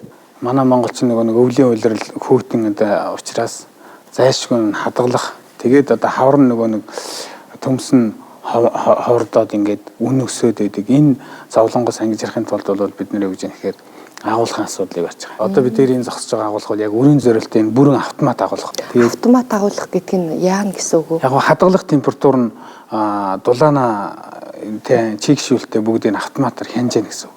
Хайрцаг одоо заавал Францд хийх ачаал бүгд гэж байх уу? Чиг багтаа үед өөртөө чигийг ялгаруулж яадаг. Их чигтэй үед нь болохоор чигийг өөртөө шингээгээд байдаг юм даваа талтай. Дээрээс нь бас янз бүрийн одоо төрлийн өвчин, нян энтрийг бол бага хадгалдаг модон сав бол. Энд хадгалагдсан төмс хүнсний ногоо өөр газар хадгалагдсан амт шинтний хувьд өөр байж чадах уу? Гэхдээ өөр учраас л энд чинь одоо хөрөнгө оруулж хийж байгаа шүү дээ. Байнгын агаржуулалттай байна гэдэг бол шал дээрээс нь одоо тэр дээдлийн юмнууд бол чигшүүлэгч аахгүй юу? Усаар шүрчээдэг тэр төрлийн юмнууд байна шүү дээ. Байнга автоматар энэ мэдрэнгүүтээ чиг нь одоо 80 градусаас доош тийм чигшлийн юунд орж ирвэл автоматар тэрний шүршээд ингээд байж байгаа байхгүй. Нэг л удаа ингэж хийх хэрэгтэй энийг. Тэ? Тэгэхээр энэ хэрвээ бид нэр ингэж хийж чадаагүй бол тэ дараа нь ямар хүндрэл гарах вэ гэхээр ахаад нэг 40-50 хүн суугаад өвөл төмсөө ялгана шүү дээ. Муудаад байна те. Температур нь нөгөө хөлдөөд байна, харагдаад байна ч гэдэг юм ингээл явна. Тэгээ төмсөн дээр дээрээс нь юу гэж юм гэхээр хэрвээ чигшил алдах юм бол хорогдол их хардаг. Тэгэхээр чинь энэ чинь удаан хадгалж чадахгүй. Манайд бол одоо юу гэж юм гэхээр ягаад хятад хүмүүс орж ирээд байгаагийн нэг шалтгаан нь болохоор монголчууд ерөөсөө ингэж урт хугацаанд хадгалж чаддаг байхгүй. 5 сар хүртэл хадгалгаар нөгөөдх нь муучин төмс гараад ирдэг. Тэгэхээр нөгөө хятадын төмсийн зөвгөд байдаг хүмүүс. Одоо ноднингийн төмс те? Тий. Ноднингийн төмстэй ингэж хадгалагдсан юм шүү дээ. Тэ? Хатуураа мас. Тий, хатуу шиг. Ийм гоё хэсэг арилахгүй эртэл байгаа байхгүй. Тийм байна бүр. Ямар гоё. Танаа ийм төмснүүд л тэгээд бас биднэрт очтгол байна да тий. Одоо 9 сараас хойш одоо хэдэн сар болж байна те 5 сар дундаа ортол хадгалахад хадгалтын ямар ч юунд ороогүй ийм л яаж байгаа. Тэгээ эн чинь өөрийнх нь төмсийг бид нар чинь нэг 70-аас яг жигдэх юм 70-аас 80 100 г төмс аваад тэр нь бас ийм юутай байдаг те. Жин өөрийн гэсэн стандарт байх те. Тэгэл энийгээ бид нар энэ 10-аас 12-оос 15 см гүнд хийгээл тэгэл болоод намар энэ нэг төмснөөс чинь 20 30 ширхэг төмс гарна шүү дээ. Энэ болсон төмсөд одоо намар ирж үдтэй хэд болсон байх вэ? Наад чинь сонирн байна. Тэмдэглээд аваарай тий. Тий, яг үнэ. Яг үнэ. Тэгжил хармаар. Энэ одоо юугаа суулгаж гин үү? Үрлж байгаа тий. Үрлж. Үрлэн гэж ярьсан. Одоо ингээд тий төмсөө үрлэн. Ингээл нэг нэгээр нь суулгаад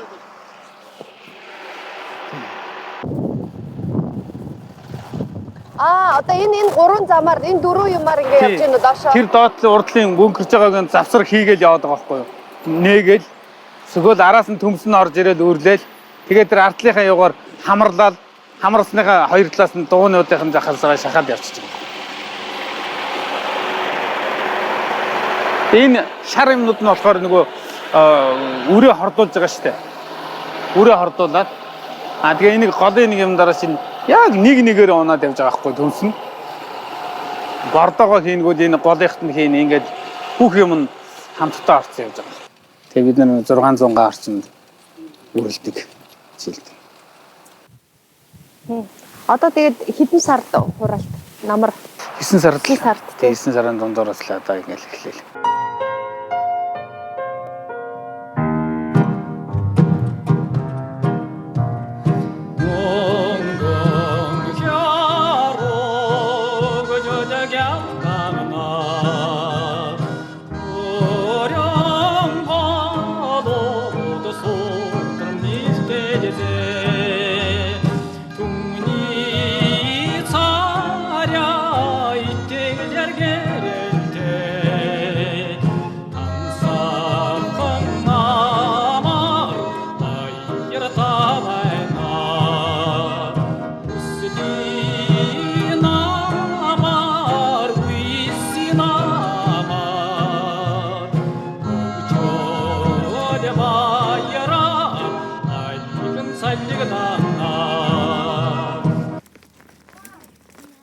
Бас юмнаас нь хамаагүй салгачихгүй юмсаа.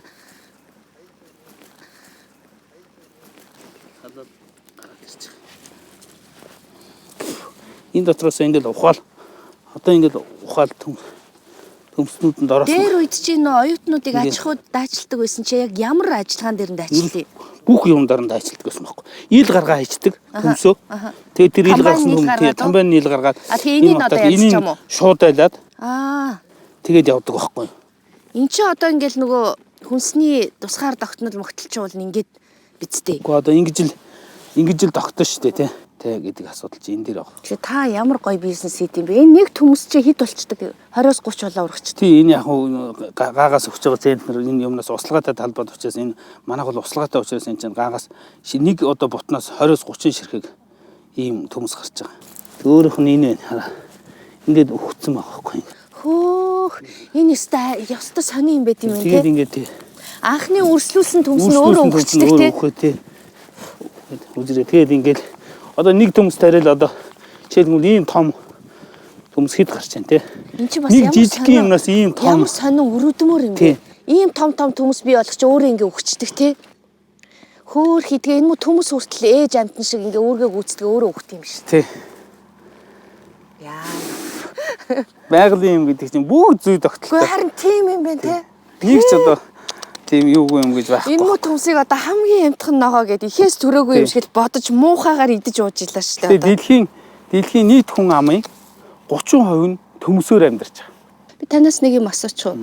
Та ингээд тухайн бизнесээ ихтэй ингээд цоо шин юм оруулж ирж идэг. Жишээлбэл төмсийг тий өмнө нь одоо Монголд тариалж байгаагүй төмс. За нөгөө өхөр одоо махны чиглэлгээл тэгэхэд тэр айхтар үнэтэй өхрүүдийг зөөж оруулж ирж байгаа жишээтэй. Тэгээд энийг та олон хүмүүс бол энийг боломжтой л холбож тайлбарлана. Боломжтой юмчтай баян юугаа энэ юугаа та бол өөрөө юу бодож эднэрийг ер нь оруулж ирдэг. Ер нь бол одоо зах зээл ингээд Монголд бол жишээлбэл Монголын зах зээл дээр ямар байна гэхээр нөгөө үрээ шинчлээгүй маш олон жил явцсан. Одоо тэгэхээр нөгөө нэг гаагаас өгдөг ургацын хэмжээ бага. Бид нар хамгийн анх эхлээд 5 хил төмс онгоцоор барьж ирээд тариад 70 хил олгоод 70 хилээ дахиад тариад ингээл үрээ гаргаж авчихсан. За энэ бол манай тохирох юм байна гэдэг дүгнэлтэнд хүрчэнгүүтээ контейнераар их хэмжээтэйгээр авч тарьж тэгж үзсэн. Тэгээ бид нарт бол манай нөхцөлд бол гэхдээ эн чинь бол бид нар айгүй олон сорт авчирж ийж тэгжээ тэн дотроос яг энэ нь шалгарч үлдлээ гэж тэгээ сонголтоо хийгээд явж байгаа байхгүй. Одоо бүгд автомат юм уу те? Тэг ер нь бол яг хуучин үед одоо иймэрхүү 600 гад тариад тэгээд хурааж авна гэдэг ажил бол нэлээд олон одоо хүний хүч хөдөлмөрөөр оюутнуудаа ингээл цуглуулаад ингээл хэдэн мянгаараа ингээл ажилдаг ийм үе байсан. Тэгэхээр одоо бол аль болох цөөхөн хүнээр техникээр хийх.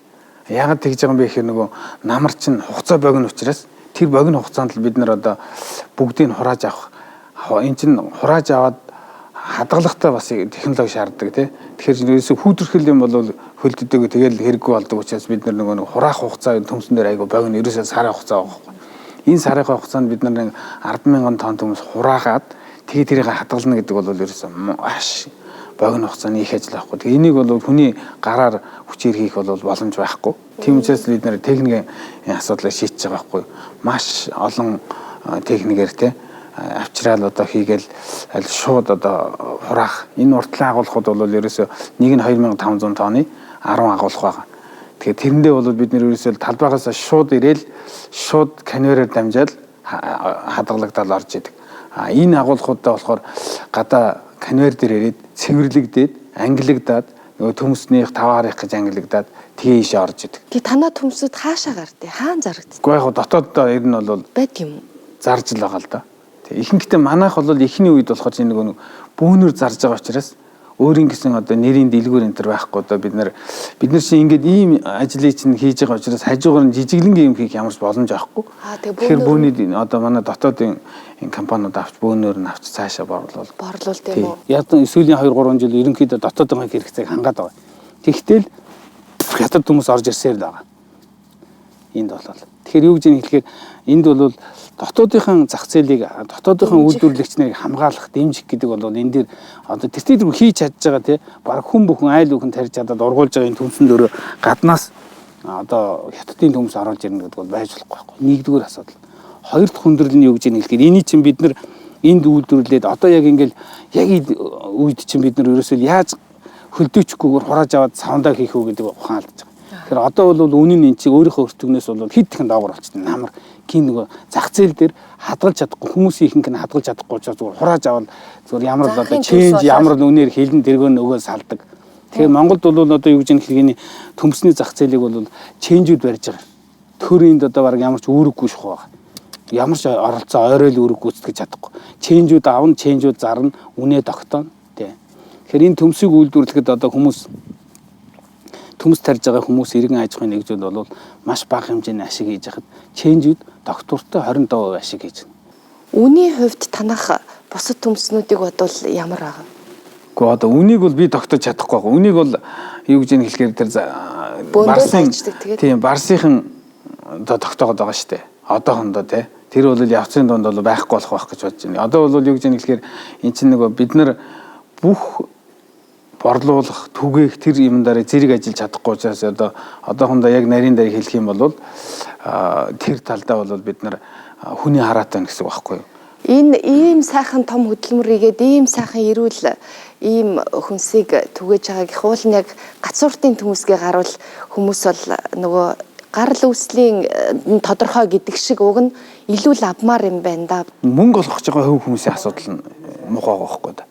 Тэд нар бол одоо юу гэж хэлэхээр хятадаас одоо барс цахтаар төмс нийлүүлж байгаа тэр ченжүүд л хятадаас төмс оруулж ирэл. Хятадаас заяа вагоноор зүгээр өдөрт одоо барс цахтаар өдөрт хамгийн багадаа 2 вагон төмс бууж. Тэгээд эдгээр чинь юу гэж энэ төмстэй хутгаад холиол 5 төмс авлааг бол 3 нь хятад 2 нь Монгол. Лангуун дээр үзэхэд чинь энэ Монгол төмс гэдэг. Одоо хинч байсан гэсэн ялахгүй болсон байхгүй. Тэгээд цаана нь бол хятад төмс л явж байгаа. Ийм төмс тэрнтэй ойлтоо тэд нар үнийн тавьдаг гэхээр тэгтэл дотоодын эрэлт хэрэгцээнд чинь энэ эрүүл хүнс эдэргээл одоо бол жишээ нь ийм Монголоос өөр газар хэрвээ яг ингэж хадгалт ийм гормоор явж байгаа төмс исэн бол энэ бол маш том нэмэн өртөг байхгүй. Үгүй харин тийм. Дэлгүүрүүдэд өгөхөр яаж асуудал байна гэхээр дэлгүүр цаа манах төмс зарахад зарагдсаныг аваад зарагдаагүй чинь буцааж өгнө шиг. Тэгэхээр бид нар яаж тэрнтэй зоорлоо сууж байгаа юм ямар ч боломж авахгүй тий. Хятад төмс яаж яах гэхээр чинь Монгол төмсний жоохон үнд ороод ирвэл хятад төмсөд ороод ирдэг. Тэгэхээр чинь нөгөө Монгол төмсөө зарахын тулд бид нар өртгөөс нь дагуулж бууруулахаас өөр арга байхгүй. Хятад төмс оруулахын тулд л одоо үнэ бууруулахаас өөр арга байхгүй. Жоохон л үнэ өсчих юм бол хятад төмс ороо хайчаад ороод. Ер нь бид дотооддоо хүнснийхаа ногоог хангах боломж байдаг юм уу? Байдалгүй байт юм бэ. Одоо хэлээд байна шүү дээ. 100 дотоодын хэрэгцээнд 160 мянган тонн төмс хэрэгтэй. Тэгэд манайх бол одоо 10% чөлөөтэй байх гэж. Ийм гоё хараа. Тэгээ энэ манайх бол одоо энэ жил дотоодын хэрэгцээний 10%-ийг үйлдвэрлэж байгаа. Төмсний. Улс нэг энэ жил 160 мянган тонн төмс аавна. Бид нар нэг 20 мянган тонн төмс аавна. Төмс тарьдаг хүмүүсийг дэмжих ч юм уу те төмс тарьдаг хүмүүсийг зохион байгуулалтанд оруулах ч юм уу тэр юм нь бол бас тутмаг байна л да. Яг тэгэхээр төмсийг бол яг манай нэг хүндрэлтэй нөхцөл нь болохоор хүн бүхэн айгүй олон нийтдээ бараг хүнсний ногооны 46 мянган иргэн хувь хүн аж ахуйн нэгж төмс тарьж байгаа байхгүй юу. Тэгэхээр чин одоо үр тариан дээр бол нэг 1000 гаруй хүн юу байх иргэн аж ахуйн нэгж байгаа. Хүнс юун дээр үр тариан дээр одоо тэгэхээр чин тэрнээс одоо 40 мянга дахин их хүн төмс хүнсний ногоон дээр ажиллаж байна гэсэн үг шүү дээ. Тэгэхээр тэр хүмүүс чинь яаж яах гэхээр талбай нэг жижиг 0.2 га 0.5 га дээдл нь 1 га гэсээр бол хамгийн дээдл нь 100 га энэ төр. Тэгэхээр энэ тийм нөхцөлд бол энэ тоног төхөөрөмжийг ерөөсөө шийдэж чадахгүй байхгүй. 100 га одоо 100 га 1 га тариад авсан төмсөөр энэ саяын энэ өнгөрдөг чинь нэгийг ч худалдаж авч чадахгүй шүү дээ. Тэгээд худалдаж авчлаа гэхэд 10 жил дэргөөрөө төлж чадахгүй. Тэгэхээр юу гэж хэлэхээр энэ системийг өөрчлөх хэрэгтэй. Яг гэвэл энэ хүмүүс нэгдээд би бол өмнө нь ярьж лээсэн л да. Зүгээр хүлээж авах хүн цөөхөн байдаг болохоос бүгдөө нийлээд сум орон нутагта хамгийн доод нь 30-аас 50 гатаа болох хэрэгтэй байхгүй. 30-аас 50 гатаа болсон тохиолдолд энэ тоног төхөөрөмжийг зээлээрч бай, тусламжаарч бай, мөнгөөрөө ч хөдөлж аваад тгээ ажилуулад буцаага төлөх боломжтой байхгүй. Тийм юмгүй тохиолдолд манай энэ жижиг хүмүүс гараараа хураагаад ингэж яваад байхад бол яг өнөө маргааш болгоод байна. Дэвшил хөгжил тэ нэгдсэн одоо ийм системд ороход бол хэцүү байхгүй. Тэгэхээр нөгөө нэг хэсэг байгуулж аваад нөгөө талтаа бужигнуулчихсан нөгөө хамтрал коммун ч бас учиртай юм байсан байх нэ.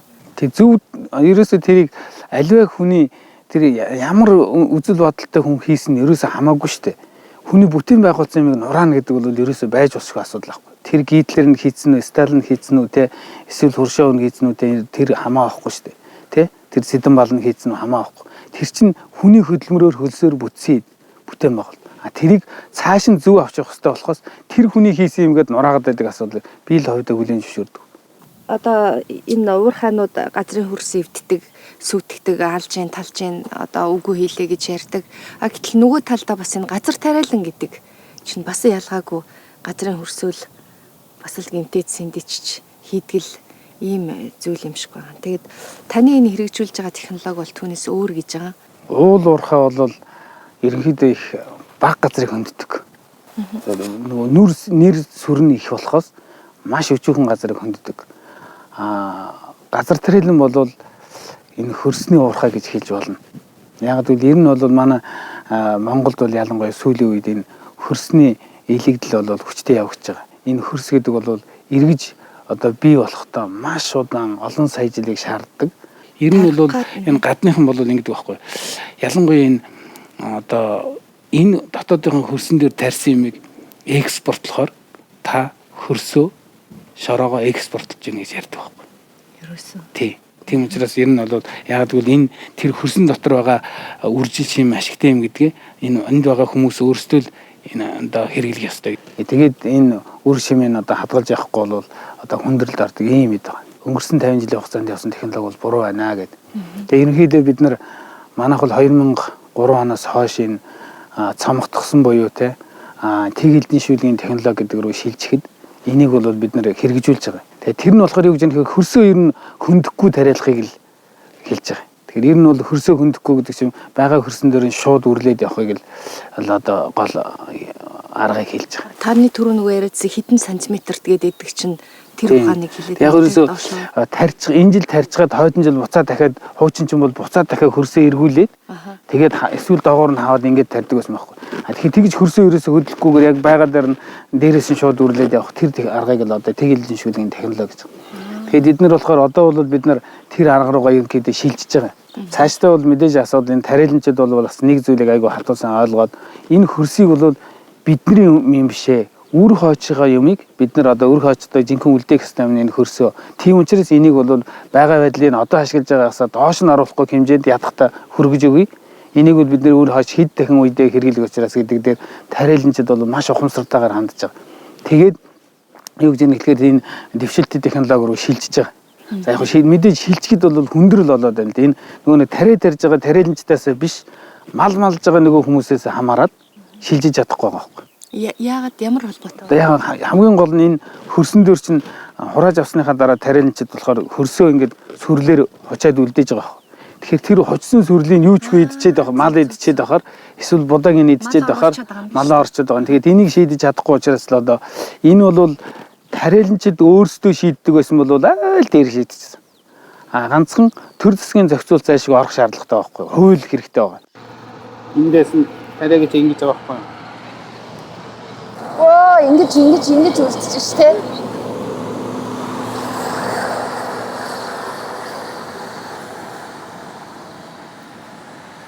Нөлөөдөл.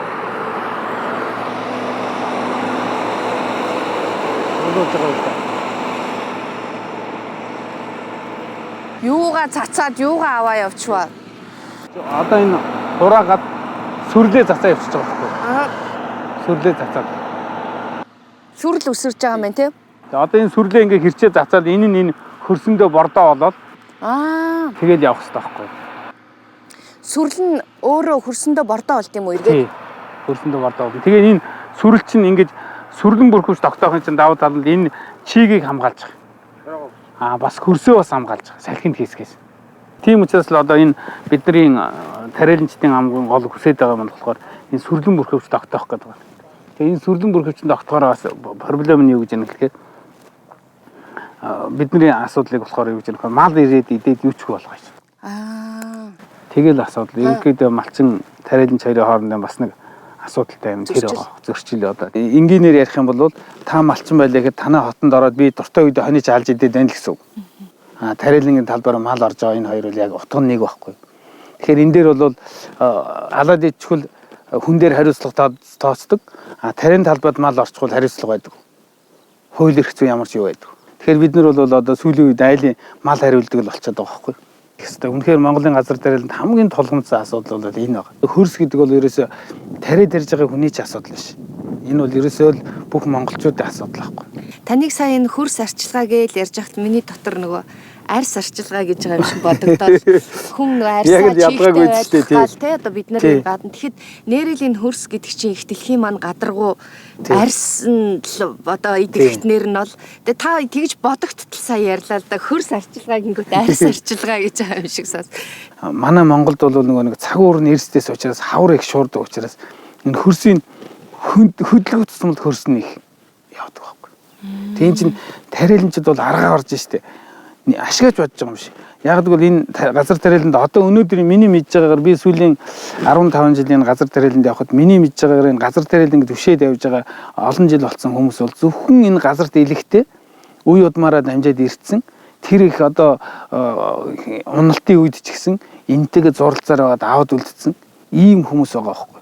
Энэ хүмүүс чинь хөөргөн амтд тэгээд энэнтэйгээ зурлаа явж байгаа учраас одоо бид нарыг хөрс бол одоо үнэхээр хэцүү байдалд хүрлээ.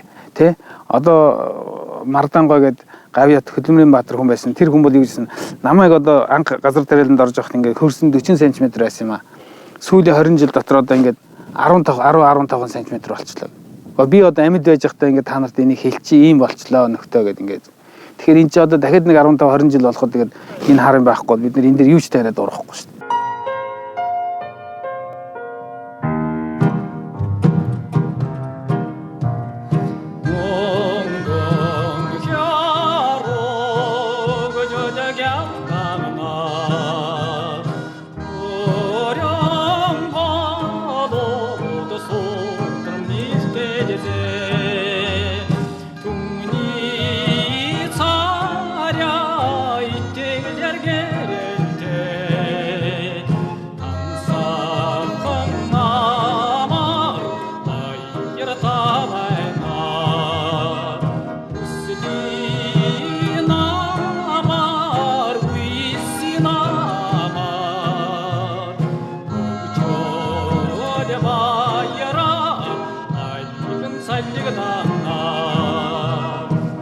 Дуулмаар болдгоо энэ сайхан ажиллаа.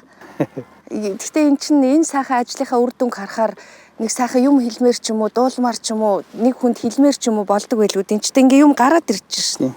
Би бол одоо юу гэж нэг хэлэхээр би бол ургацын дадаа гэж дуулмаар л юм.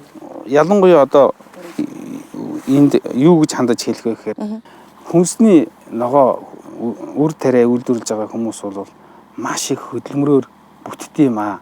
Сэтгэлийн шингэж та нарт очиж байгаа. Тэгэхээр энэ бол одоо энийг хэрэгжилж байгаа хүмүүс нь бол бодож явах хэрэгтэй. Дотоодынхаа үйлдвэрлэлийг дэмж, гадаадад Японд жишээлх юм бол те дотооддоо үйлдвэрлэсэн бол гадаадаас 5 дахин 10 дахин үнэтэй авч иддэг. Ард түмэн хямд идэх нь зүйн хэрэг. Гэхдээ ард түмэн ч гэсэн ойлгох хэрэгтэй. Яг бол энэ чинь бол ийм хөдөлмөр шингэсэн учраас бид нар харин ч энийг хөндлөж, дээлж одоо илүү их боломжийн үнээр авч идэж хэрэгжилж сурах хэрэгтэй.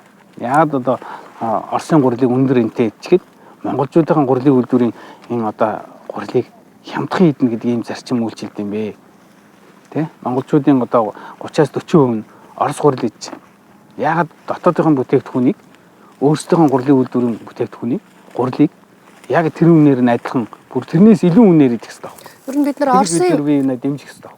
Оросоос юм уу Хятадаас гурилын нийлүүлэлтгүйгээр дотооддоо гурилын хэрэгцээг хангах боломж нь хэр байдгийг. Энэ боломж чинь 100% хангагдчихад байгаа байхгүй юу? Хэрвээ л жоохон дэмжлэг байх юм бол Одоо энэ чинь одоо хэлээд байна шүү дээ. Одоо энэ жил жишээлбэл дотоодын хэрэгцээт Улаанбуудыг 100% тарьчих байгаа. Улаанбуудыг 100% тарьчихна гэдэг чинь гурилаа 100% хангацж чинь гэсэн үг байхгүй. Гэхдээ энэний цаана бодлогоос хамаарат ахаад 30-аас 40% нь хүмүүс арабс тарьж байгаа байхгүй. Хэрвээ бодлого зөв байх юм бол 30-аас 40% нь бүгдүүрэн бодоод тарьчих юм бол бараг экспортод гарах хэмжээнд хүрч болно гэсэн. Гэхдээ манай орны газар тариалан бол бас хүнд цагуураас их хамааралтай учраас ямар ч нөхцөлд одоо дотоодын хэрэгцээг хангах чадвартай болсон. Тийм учраас юу гэж хэлэхээр гурилж байсан тэр, төмсж байсан тэр, сонгинж байсан тэр, луунж байсан тэр манай ард түмэн бол одоо юу гэж хэлэхээр энэ үйлдвэрлэгч нар хүнд авч идэж сурж арай хятад ногооноос үнэтэй авч идэж, доктортой авч идэж сурах хэрэгтэй. Хайрламаараа буцаага тавьж чадахгүй ш таныг сая энэ үгийг хэлсэн чи. Ер нь нэг байнгын бодогдоод идэг бодол гэж танд байдгүй. Харахад. Гэхдээ яг би бол энэ тариа тэрдэг полинуудын дундуур хизээ нэг би одоо энэ полиныхаа дундуур ингээ хар замаар явж явах болоо л гэж байнга явж явах болгондоо боддог байхгүй. Тийм үе ирнэ гэдэг чи бас итгэлтэй л байгаа л.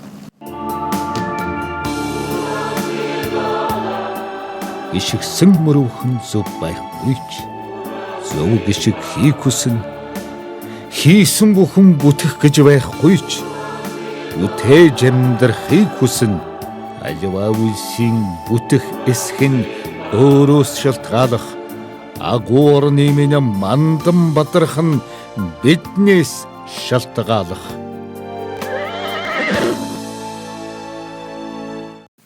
Энэ үхрүүд хаанаас ирсэн үхрүүд вэ? Энэ хар үхрүүд нь бол Канадаас бид нар нэг үр хөврлөөр гаргаж авсан. Улаан үхрүүд нь бол ихэнхдээ Францаас орж ирсэн. Нэг үхэр орж ирнэ гэдэг чинь яа юу гэсэн үг? Гэхдээ ачааны онгоцоор ачааны онгоцоор хэр нэг ачааны онгоц нь хэдэн үхэр ирдэг? Боинг 747-д нэр нь бол 200-аас 240 үхэр. Дотор нь хайрцаг, модоо хайрцаг гэдэг нэг модоо хайрцагт 6-аас 7 үхэр хийгээл. Газраар тээвэрлээг учир нь юу юм? Угаас хятадын нутгаар амьд мал гарахгүй, Оросын нутгаар амьд мал гарахгүй гэсэн тийм. Агаараар гол тий. Энэ үйлдвэрийн үхрээр л энэ Монгол үхрийг бүгдийг сайжруулчих юм сүлдээ нэг одоо бид нар нэг үхрээс авдаг өөнд нэг их болох байхгүй. Тэгэл ирлээжжэл сайжрал ингээл ядахтан Монгол мал чинь гаднаас цус илүүдэхгүй байгаа болохоор ингээл давжаарал жижигрээл. Тэгэл энд бол цөм сүрэг байгаа. Ирлээцжүүлэх тал дээр бодол. Тэр нь бол байнга явагдаж байгаа. Одоо манай энэ яг цэвэр үйлдвэрийн үхэр нэг л 1000 гаруй үхэр байгаа. Хар ангуус, энэ лимузин, тэгээд нэг хар тарлаа үхэр, Монблард гэдэг ингээд сүүний чиглэл үхэр нээлээд. Эднэрийг бид нар цаана ирлээцжүүлээд бас нэг 4000 орчим үхэр байгаа. Гараад авсан. Ирлээцжүүл. Яг тэр нь бол ингээд Монгол үхэртэйгээ ирлээцжүүлж байгаа учраас нутаг ших тэр талдаа бол гайг байна. Энэ чинь энэ хэдийн үхэр чинь одоо нэг хэвтэртэй дивсгээ 6000 тонн сүрэл хэрглэж байгаа. Идхгээ 6000 тонн дарш хэрглэж байгаа. Эндээс одоо янзын дарш гарах уу? Эндээс бол мэдээж одоо хүнээр ярих юм бол чи одоо чихэр дуртай бол яг малд одоо тийм л юм очсон шүү дээ. Энэний үнэрийг аваад одоо ингээл тойрол одоо хашаагийн тойрол энд ингээл игнээ зогсоол ингээл яаж энэс олж идэх үү гэл ингээл яваа шүү дээ. Өдөрт нэг 15 хамгийн багадаа 15 тэгээ нэг 21 үхэрд нэг өөрийнх нь амьдын жингийн 2% тижэл идэж явах хэрэгтэй байхгүй 500 хилтэй бол жишээлх юм бол 10 хилч гэдэг юм. Тийм учраас өдөрт нэг үхэрд нэг 20-25 хил даршна огцдог. Өнөө үхрүүд идэх үү нөгөө ер нь л тий бүгд үхрүүдтэй л өгөн тодорхой хэмжээ. Тий. Тэгэхээр ид одоо төрөх үе тий ингээл нэг хавар цаг хүндрэх үе тэр хүүтэн их хүүтэн үеүүдэд л гол өгч 10 орчим мянган тонн дарш бэлтэж байгаа. Тэгээд энэ өөрсдөө энэ услаатай талбайдаа тариад тэгээ хурааж аваад дарж байгаа. Тэгээд авьяас 10 царгас вандуу нийлүүлээд тарьж байгаа.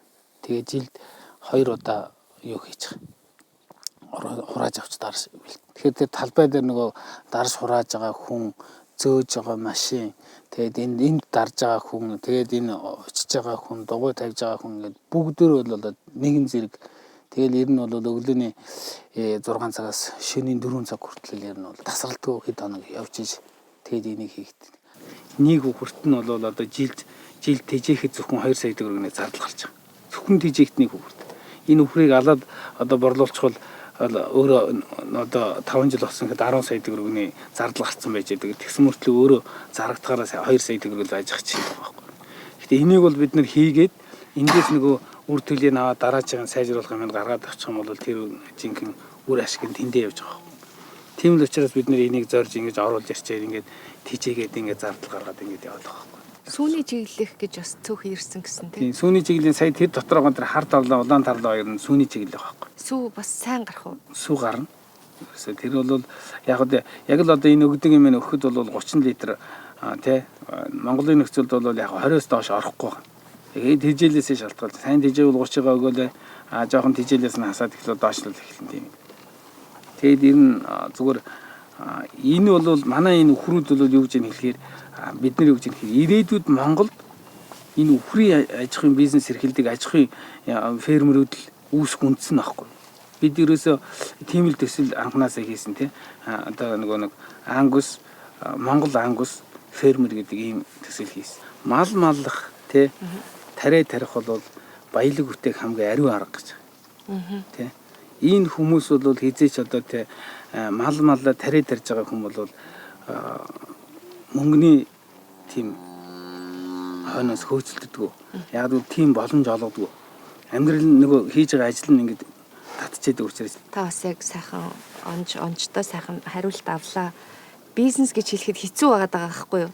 Ийм их сонин зардалтай баян гэж юу нь явж тэгээ ямар ойлголт юм бэ?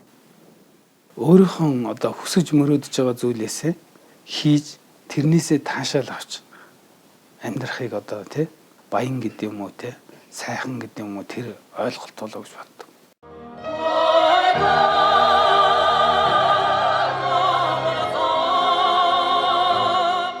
Ишгсэн мөрөөхөн зөв байхгүй.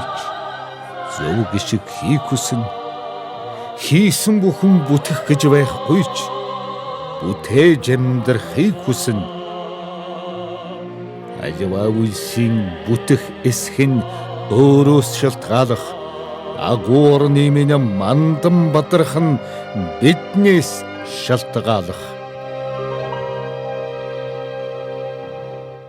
Урах гэдэг тэнгэрийн иргэшэл, авах гэдэг хүний иргэшэл гэдэг нь айхтар үг байна да. Энэ чинь ингэсээр байгаад энэ уул уурхайн юмар одоо ер нь ажиллаж байгаа хүмүүс бол газар тариалангаар ажиллаж байгаа хүмүүс, өөр ус чиглэлээр ажиллаж байгаа хүмүүс өөр өөрийнхөө лимиг их өмөрөх юм аа. Тэгтэл чин цаана өөр өөрийнх нь өмөрөхөөс илүү өмөрөх хэвээр их орон бүтнээрээ байж идэг. Их орон гэж юм байгаад байдаг. Би бол өөрөө чинь таа гэж хэлмээр санагдаж байна. Таа гэж хэлний учир бол ягаад уяалаа гэж монголчуудын хүүхдүүдэд та аргал оруулаад ирэхгүй гэж хэлэх жудагтай өгцөл эмгцүүл байдаг шүү дээ. Ер нь миний одоо бахархал гэж хэлэх юм бол энэ Монголын энэ сайхан их оронд төрж өссөн энэ хувь заяандаа бол би бахархдаг байхгүй. Яаж вэ энэ дээрээ төрсөн болоо те. Зүгээр таны хажууд шүлэг гэдгээд хэцүү байх. Гэхдээ бас одоо эвлүүлж гаргадаг л да. Би чинь үү? Тий. Яг нутагтаа яг нэг зориулж нэг 4 мөрт хийсэн. Тэр нь аргал хангалсан хэсгийгэрт мэндэл сайн би арман хүлгийнхэн дэлэнд наалдаж өссөн би аав ээжийнхэн харинд умбаж өссөн би амьдрал гिचих далайн хөрсөнд өөрөн би соёлсон хад асга элс харахтай алтай нутгийн хүү би хөл хөдөлгөж өссөн хөрш шорондон би хайртай хөрдсөн өрж хомоо шатаасан отрын баргартан хайртай хужир ургаж дэрс дүүрсэн довцогтой бэрийн хонхордон би хайртай гэж. Хоёр яруу наригч уулзсан ихтгэл сайхан ярилаа бид. Та хүнийг тийм чамаагүй явуулж болохгүй шүү дээ. Үгүй явуулах биш юм аа. Тэгээд намайг Баатар дуулаадах гэдэг болохоор би дуулахгүй юм чинь өнөөдөр одоо шүлгээ. Ер нь та ингээд даваанаас даваа энэ бизнесээс үнийг амжилттай олгоод тэрлүү. Одоо та сүүлийн үед нөгөө урлаг, телевиз гэдэг чинь урлаг шүү дээ бас л нэг төрлөө. Мөрөөдөл бол ингээд бидний ирээдүйг бүтээж өгч идэг. Тэгээд сүүлдээ болохоор энэ мөрөөдөл чинь болохоор биднийг ингээд бүтээгээд байдаг тий. Ер нь бол зүгээр анх бол уул уурхад орж байгаад 90-ад оны сүүлээр бол бид нар ер нь өнөөдөр манайд улсууд энэ хамгийн чухал асуудал нь юу юм бэ гэдэг асуудал. Манай найз нь бидний хэд сууж ярьсан. Тэгээ ярьсаар гоод ерөөсөө л хамгийн чухал асуудал нь над хүнсний асуудал байна. Энэ тусгаар тогтнолын асуудал. Энэ бол эдний одоо насалж байгаа нас одоо хэд хүрчээд байна. Идж байгаа хоол юу болчиход байна вэ? Ингээд бол анх одоо 90 оны сүүлчээр ерөнхийдөө одоо монголчуудынхаа одоо хүнсний асуудлыг шийдэхэд хувь нэмрээ оруулъя гэж ингэж анх одоо газар тариаланд орсон. Анх одоо 1990-аас оны сүүлчээр бид нар баруун хараад газар аваад ингээд газар тариалангийн ажлаа хийсэн. Тэгээд одоо энэ дээр бол бид нар юу гэсэн гэхээр мах, сүү, хүнсний ногоо, тэгээ одоо тариа, будаа, гурил гэсэн энэ 5 юмдаар л одоо бид нар дотоодын хэрэгцээнд хангадаг болъё. Тодорхой үеийн одоо 10-20 үеийн дотооддоо үйлдвэрлэдэг болъё гэдэг. Тэгээд энэ тавьсан алсын зорилт намайг хөтлөөл яваад байгаа байхгүй. Тэгээ ингээд одоо газар тариаланд ингээд монгол хүн болвол идж байгаа хүнсээр ирүүл байхаас гадна оюун санаагаар ирүүл байх хэрэгтэй байна. Эн чинь бол бас нэг л тал юм байна. Бүр одоо бас ингээд нөгөө хүн чинь. Тэгээ бид нар бол анх энэ телевизийн салбар руу орсон. Яг л телевизийг битээ Монголын ард түмэнд мэдээллийг үнэн бодтоор нь хүргэх л гэж те. Оюуны өмчийг хүндэлдэг болъё. Бие биенийг хүндэлдэг болъё. Илүү юм хийдэг үнийг хөлөөн зөвшөөрөх гэдэг бол монголчуудад үгүй болоод удаджээ. Энийг бол би нэвтрүүлэн дээр ярих хэрэгтэй гэж бодож байна. Хөлөөн зөвшөөрөх хэрэгтэй. Илүү хөлөөн зөвшөөрчөөж дутуугод нь татчихж улсаараа хөгждөг байхгүй. Энэ хэмжээний ажлын ард гарч энэ их зүйлийг бүтээн байгуул явхад онгирох сэтгэл төрдгөө. Эхнэртэй бас хаяа нэг онгир штэ тий. Гэхдээ би хийсэн биз өөр хин хийсэн наадах чинь. Бүгдэнд нь адилхан боломж байсан биз дээ тэгээд гэдэг. Эхнэртэй гэртээ. Тийм тэгээд хийсэн би бас тийм штэ. Тэрэлж байна. Телевиз байна тий. Телевизийг яагаад телевизийн салбарт тэр олон мэрэгжилтэн тэр олон жил ажилласан хүмүүс байхад мэрэгжлийн босгон орж ир телевизийн өнгө царай нүрийг өөрчилсөн. Яагаад гэвэл тэд нэр хийгээгүй. Би бол одоо дандаа тэгдэг баг. Хүн сурснараа бишээ. Хүсснээрээ хийд юм аа. Чамд хий гэсэн хүсэл байх юм бол чи энэ мэрэгжлийнх байна уу, мэрэгжлийнх биш үү, өөр салбарынх нь хамаагүй хийд гэж ингэж сурснараа биш хүсснээрээ хийдэг гэдэг. Энэ таны сэтгэлээс гарсан үг үү? Тий.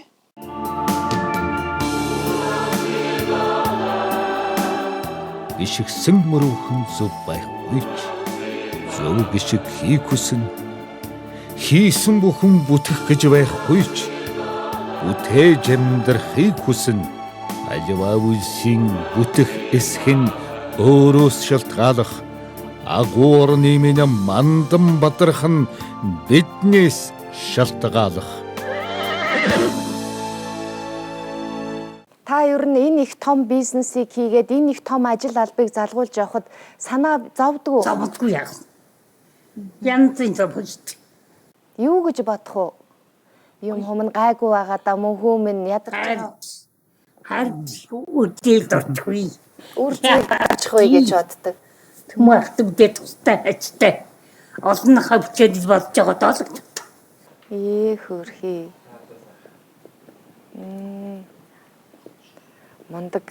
Мундаг та бас их хувь тавилантай юм аа, сайхан хантай, сайхан үр хүүхдүүдтэй тийм ээ?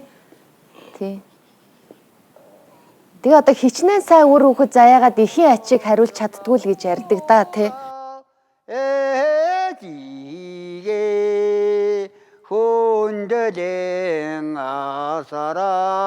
Тэмээн жингийн арганд сарвалзаж явахдаа би тэрлэг өмссөн ижийнхэн өвөртөн ногтож байсан юм.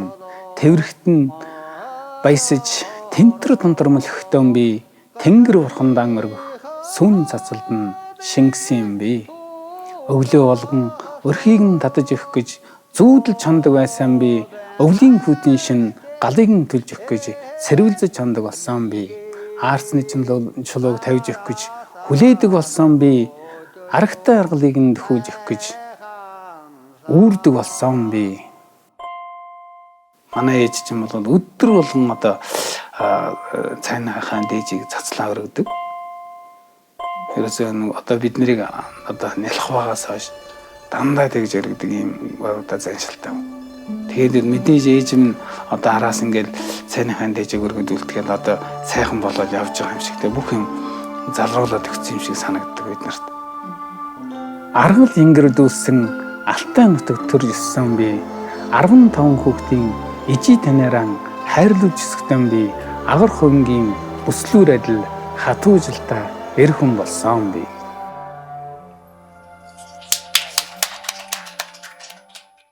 Эрхэм хүндэт үзэгчид та бүхэн бид ч гэсэн нэгэн шинэ хүн, шинэ ертөнц, шинэ бодол, шинэ төлөвлөлт, шинэ бүтээн байгуулалтын тухай бишгүй их сайхан яриад л гэж нэгэн хугацааг өнгөрөөлөө. Ингээ эндээс бол бодох юм маш их, санах сэтгэх юм маш их, тийм үр дүнтэй сайхан ярилцлага боллоо гэж дотроо баярлж суун. Миний хувьд бол аливаа нэгэн бизнесмен хүнтэй бол ярилцахад миний оюун ухаан үл хөрөлцөн. Би бизнес гэдэг юмыг аливаа нэгэн зүтгэсэн бүтээсэн ажлын эцсийн үр дүн амжилт юм уу, алдаа юм уу гэдгийг би ойлгож чаддаг хүн шүү дээ. Тийм болохоор энэ болох юмны үр дүнг бодож чаддаг улсуудтай ахиухан уулзаж байвал бас тарихт хэлэх юм уу гэсэн шиг боддог. Тэр хүсэл минь чанлаа болтой. Тэгээ та бидний ярилцах цаг хугацаа хэмжээтэй болохоор ингээд дуслаа. Тэгээд энэ хүний хийсэн бүтээсэн Монголын дүгэнд урт үргэлжилэх болтугай гэсэн ерөөлөөр энэ нэвтрүүлгээ өндөрлөё. За баярлалаа. Тэгэхээр хүний итгэлийг олно гэдэг бол маш чухал зүйл. Чи мөнгөтэй мөнгөгүй ерөөс хамаахгүй. Хүний итгэлийг дааж явах бол чиний амьдралд хамгийн том зүйл. Ерөөсөө зарчмын бизнес хийзээч хүнд хотлоо ярьж болохгүй. Хэрвээ чи хотлоо ярих юм бол чи дахиж бизнесийн тухай бодох хэрэггүй.